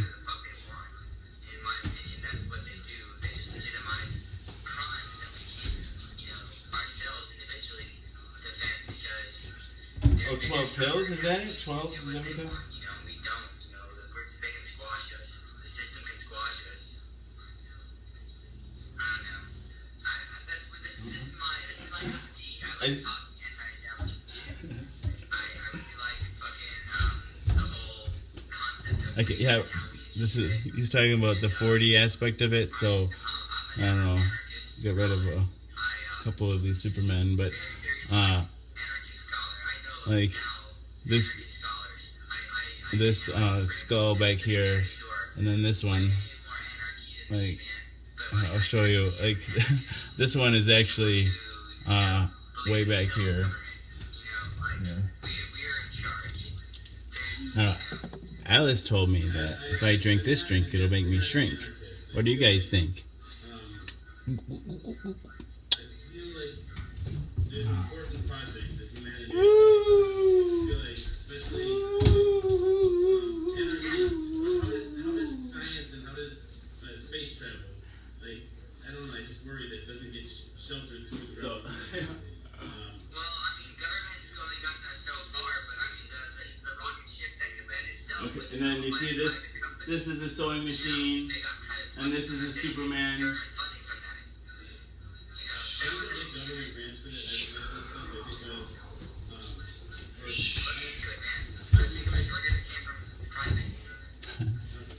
And this is a little the Supermen in this house. They're both spinsters and seamstresses. Like, I run a sweatshop of super seamstress spinster Supermen. What? The TV is and we got the mini fire. I'll show you the fireplace here. It's not. Let's see. A non sequitur, it's not really possible for space travel to generate money right now unless you're a customer of the government, and then it's just you're basically paying a company I really don't like the private. I really think that things are more efficiently done, especially big projects like prisons, space travel, hospitals. I think the private industry has shown malfeasance, incompetence. I don't know. There's I agree with you, man. The private industry is bullshit right now. I mean, don't get me wrong. I think private prisons are awful. I think private companies, corporations, are completely, they have more rights than most people do, and that's wrong. Because they are considered people now. Yeah. Like, absolutely. Yeah. Like,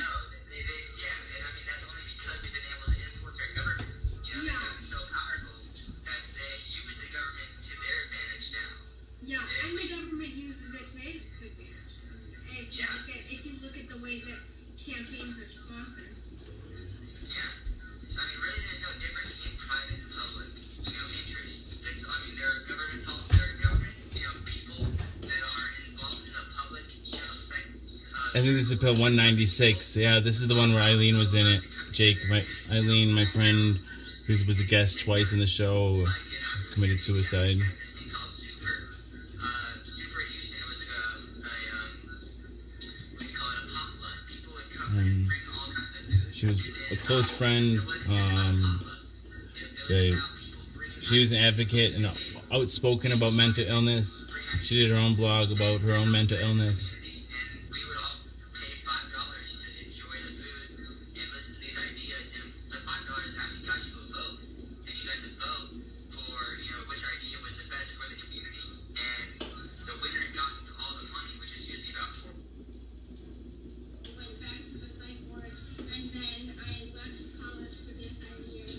And then I came Oh my back gosh, in dude, that's crazy. And then stop and now I think she's here. She's like a really amazing person. She really is. I was impressed with her from the first time I met her. And I was impressed with you. I was like, this guy. Just adding to the echo chamber. Oh, I tore out the carpeting and stuff. Yeah. Like you were a breath of fresh air for sure. Oh man. Oh, thank you, you guys. You're all sweet. We should all hang out, Stephanie. You should come over. Seriously, come over again. Half an hour. And how long does it take you to get over here? You can come smoke a bowl on the way out. Day of the heck.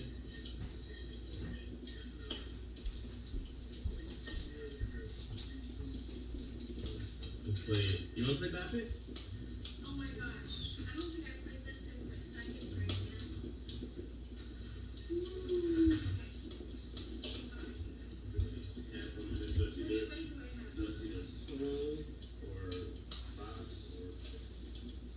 Oh yeah, I'll read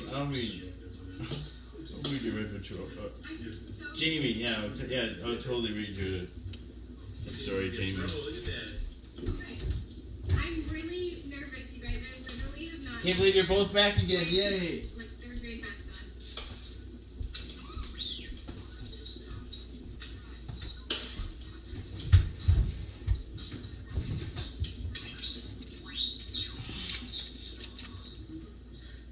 Y'all.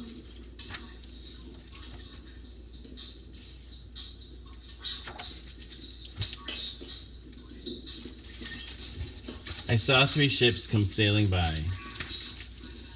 I saw 3 ships come sailing by.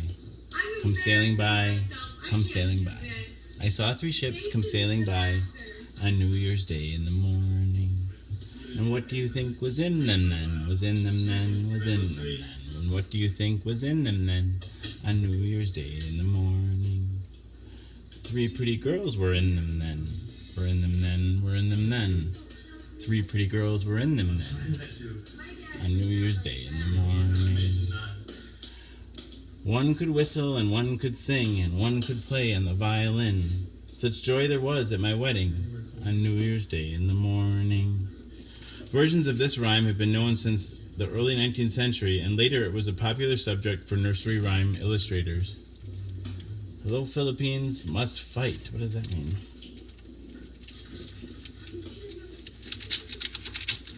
The Man in the Moon.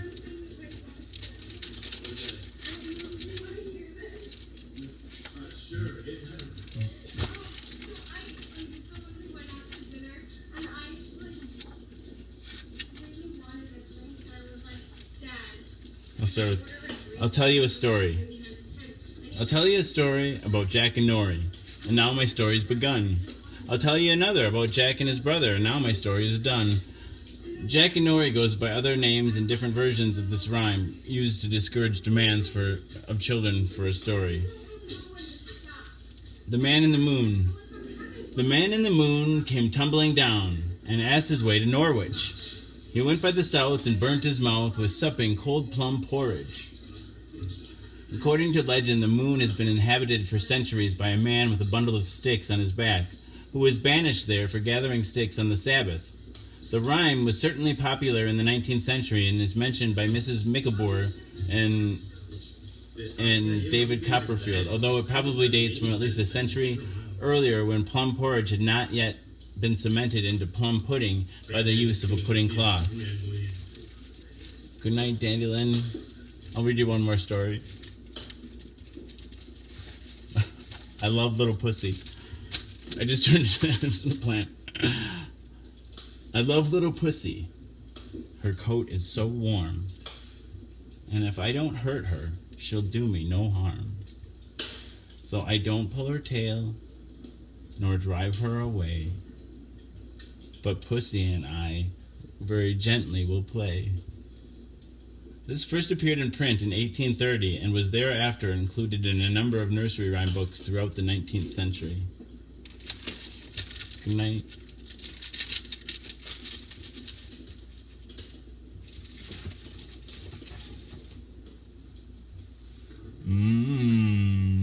Says Rob.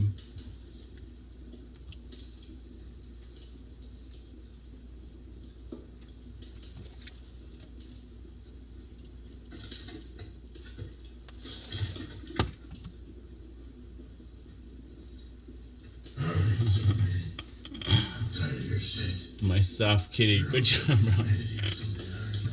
What?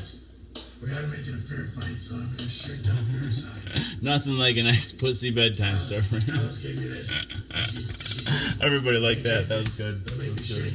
What do you guys think? Alright, bitch. You're dead. Dang it, Dad. This isn't gonna be your work. Dang it, Dad.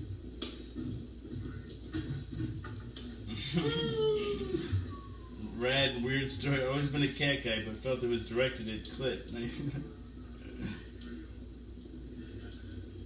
Meow, says Sienna.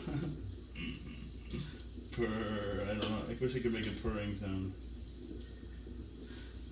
What was that movie called? I don't know. I gotta just. You guys know? Does this sound familiar? Hound dog gonna eat that pussy. Wish I could think of that movie. I'll play it. Here we go. Dang it, Dad. Here we go, Superman. Hound dog gonna eat that pussy.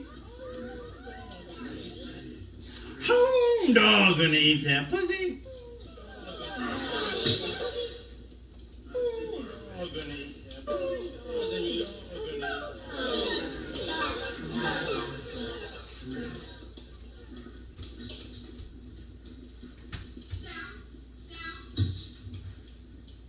Sophie, hey.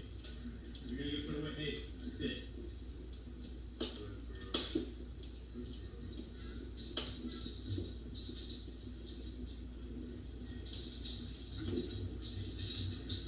I'm rusty at this. I'm rusty.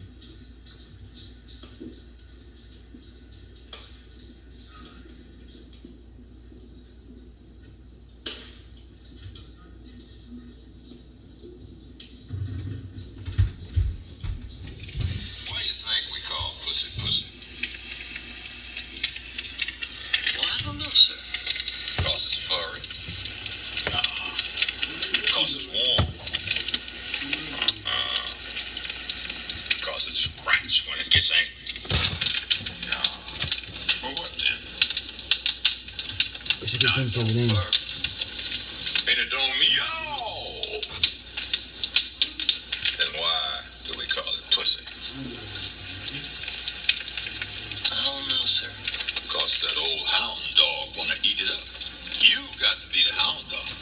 You got to let that pussy know you the hound dog. Put it in your mind. Be it in your body. Hound dog's gonna eat that pussy. Yeah, say that, boy. Hound dog is gonna eat that pussy. No.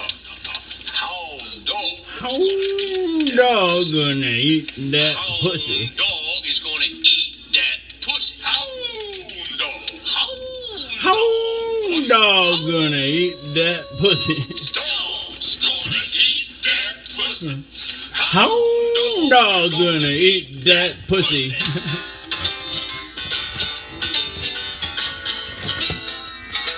What movie was that? Let me see. I forget. So she's gonna tell us. Oh, okay.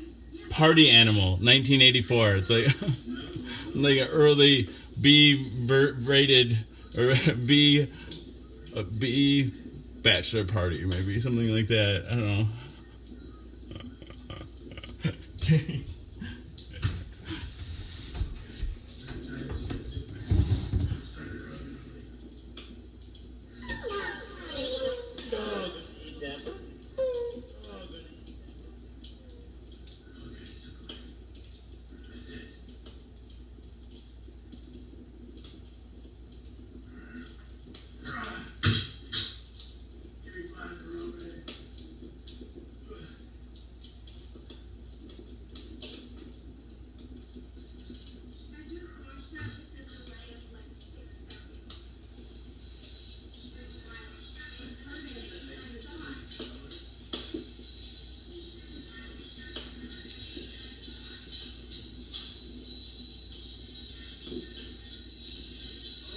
I just watched that with a delay of like 6 seconds.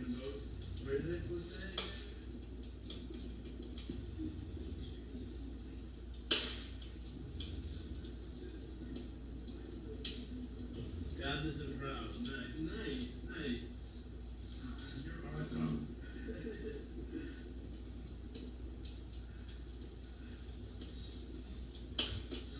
It's weird. My ex-boyfriend's maiden name, married name is, or his sister's maiden name is Tomlinson. So at first I thought you were related to.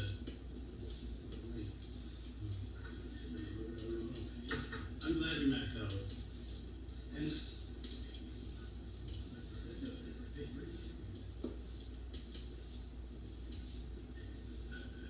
Ramen. Time for All right, Jake, let's do it. We got 18 minutes left. It's very pink that picture.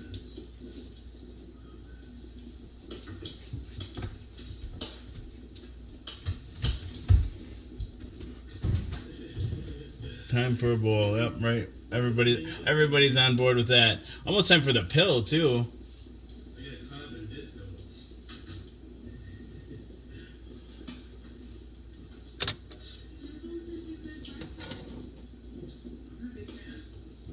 Now I got hungry all of a sudden.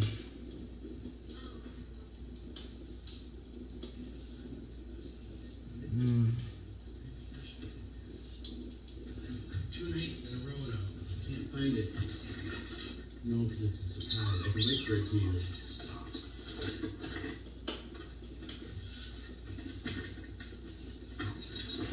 Fuck.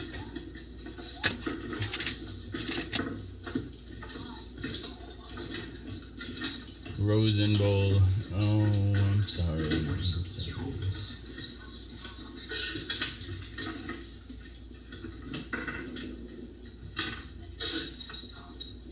But where is it? Where is it? There it is.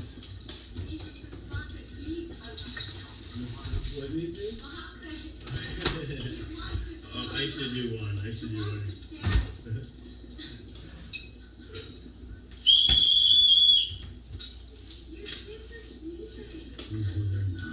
Not anymore. No, they never. I really do. I do some things when they don't think they wake up. Kids sleep through 8 rocks, though. Kids sleep harder than adults. I think.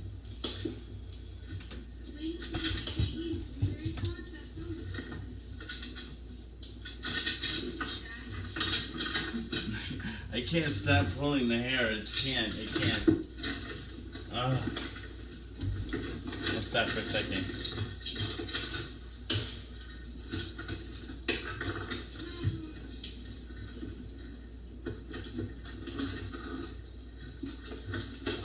I was just thinking I do need a shower.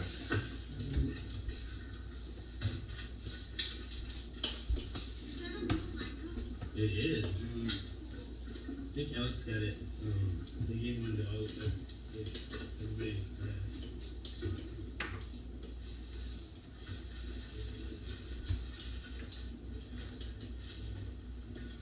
Nice troll. Good to see you. There, Thomas, you're getting mentioned again.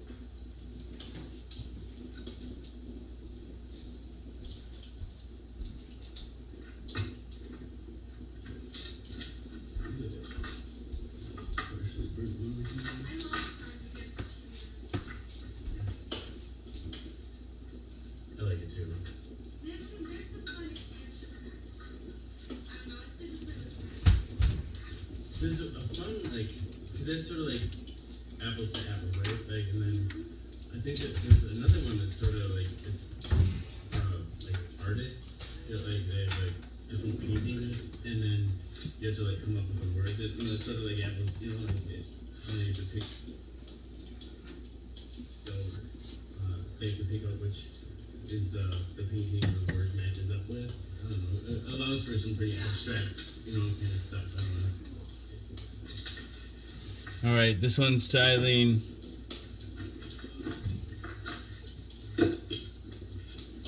The recliner ate most of your screen?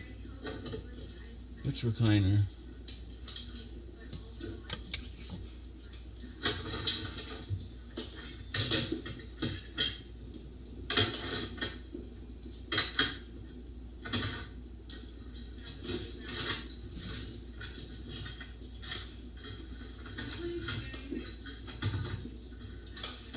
I know. It's always, I've always been an anxious person. I remember when I was a little kid, when we were in church, I'd always be shaking my knee, and my mom would be like, "Stop! You're shaking the whole pew." But then sometimes I'd get her laughing too, and then she'd start her laughter would shake the whole pew, and I'd be like, "Stop, Mom! You're shaking the whole pew." And I was little, you know, like I was probably like little enough where it was still cute. I could get away with it. I was like 5 or 6, and I'd take her, I'd hold her hand and pretend to be all lovey, right? And I'd slowly turn her wedding ring until the diamond was facing the inside of her, and I'd just squeeze as hard as I could. And then the other thing I used to do, I used to do the I used to, you know the this is the church, this is the steeple, you know, like this is the church, this is the steeple, this is all the people. Instead, when I was a kid, I'd be like, this is the church, this is the steeple, open it up inside, there's no people because it's so boring, no one wants to go to church. And then I'd be like, all right, this is the church, this is the steeple, open the doors, and all the people are sleeping because church is so boring. And then she'd start laughing, and then I'd be like, "Mom, stop laughing."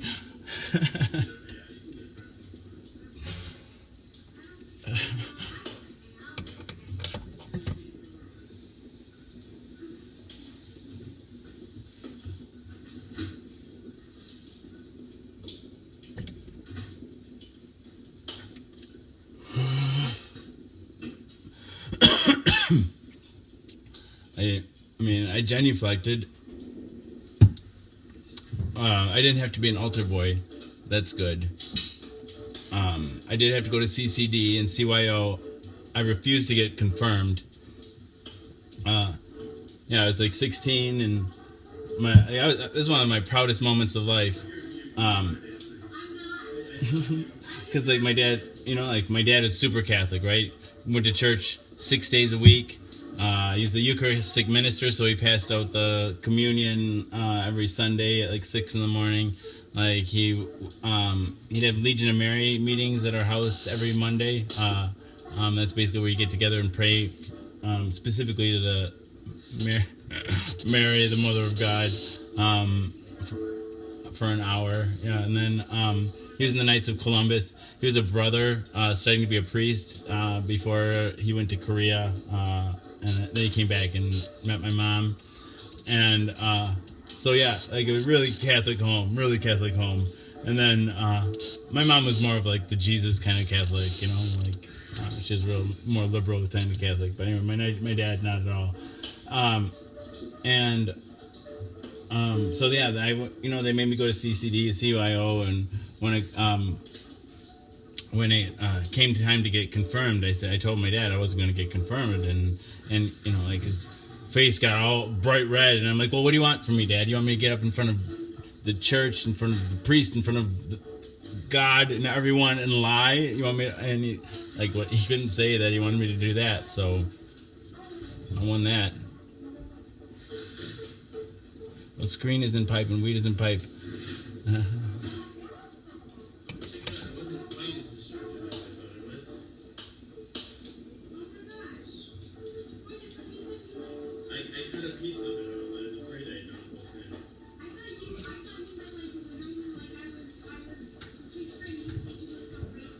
what I did. Yeah. That's totally what I did, except for just only about that long.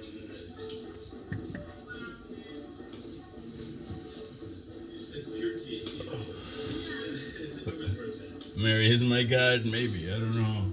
What's that? Like, the Lutherans would definitely call that a false idol, probably, right? All the kind of shit that they definitely don't want to approve of.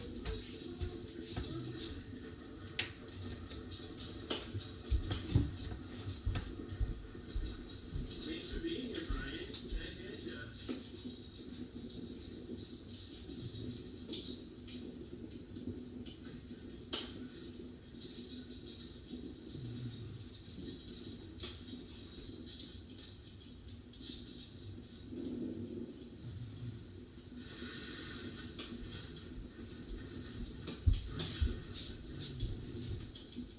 8 minutes or 7 minutes. Maybe start shutting down the lights here.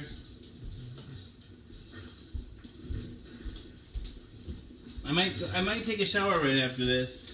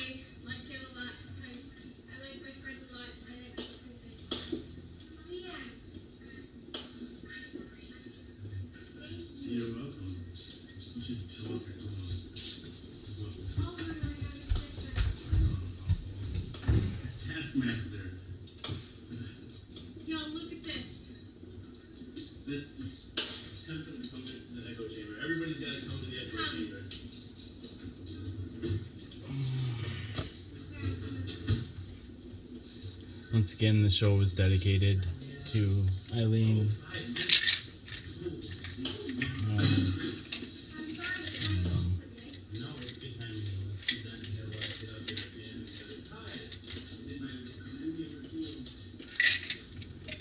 Took it pretty hard when I first heard about it. I don't know, it's hard to be emotional right now, I guess, about this in front of you guys, but it really, like, I don't know. It's a big loss for. I'm glad I did the show tonight. I'm glad that I got to spend time with all of you. As always. Good night, everyone. And thank you for being here with me and supporting me.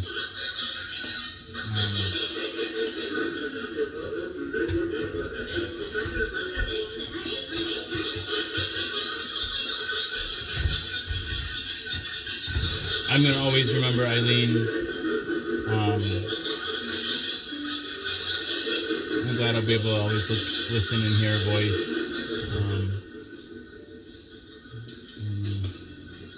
Anyway, this is Jason is a Social Scientist by Mouth Daily, pill number 210. The pill is Trimac. It's a once-a-day pill containing 3 medications, abacavir, dolutegravir, and Nividine. Together they work in concert to suppress the replication of the HIV virus within my system. Yeah, the frog in my throat. Thank you.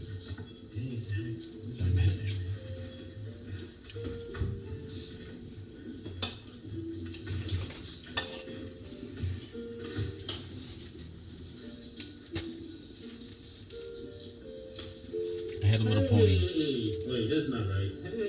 I had a little pony. His name was Dapple Gray. I lent him to a lady to ride a mile away. She whipped him, she slashed him, she rode him through the mire. I would not let my pony now, for all the ladies hire. This version is first recorded in 1825, although an earlier one had a little Bonnie nag. His name was Dapple Gray, and he would bring me to an alehouse a mile out of his way. He seems to have been in existence since 1630. It was amazing. She's gonna come back soon.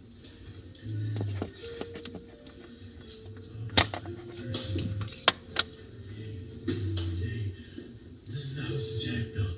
This is the mausoleum house that Jack built. This is the rat that ate the mausoleum house that Jack built. This is the cat that killed the rat that ate the mausoleum house that Jack built. This is the dog that chased the cat that killed the rat that ate the mausoleum house that Jack built. This is the cow that...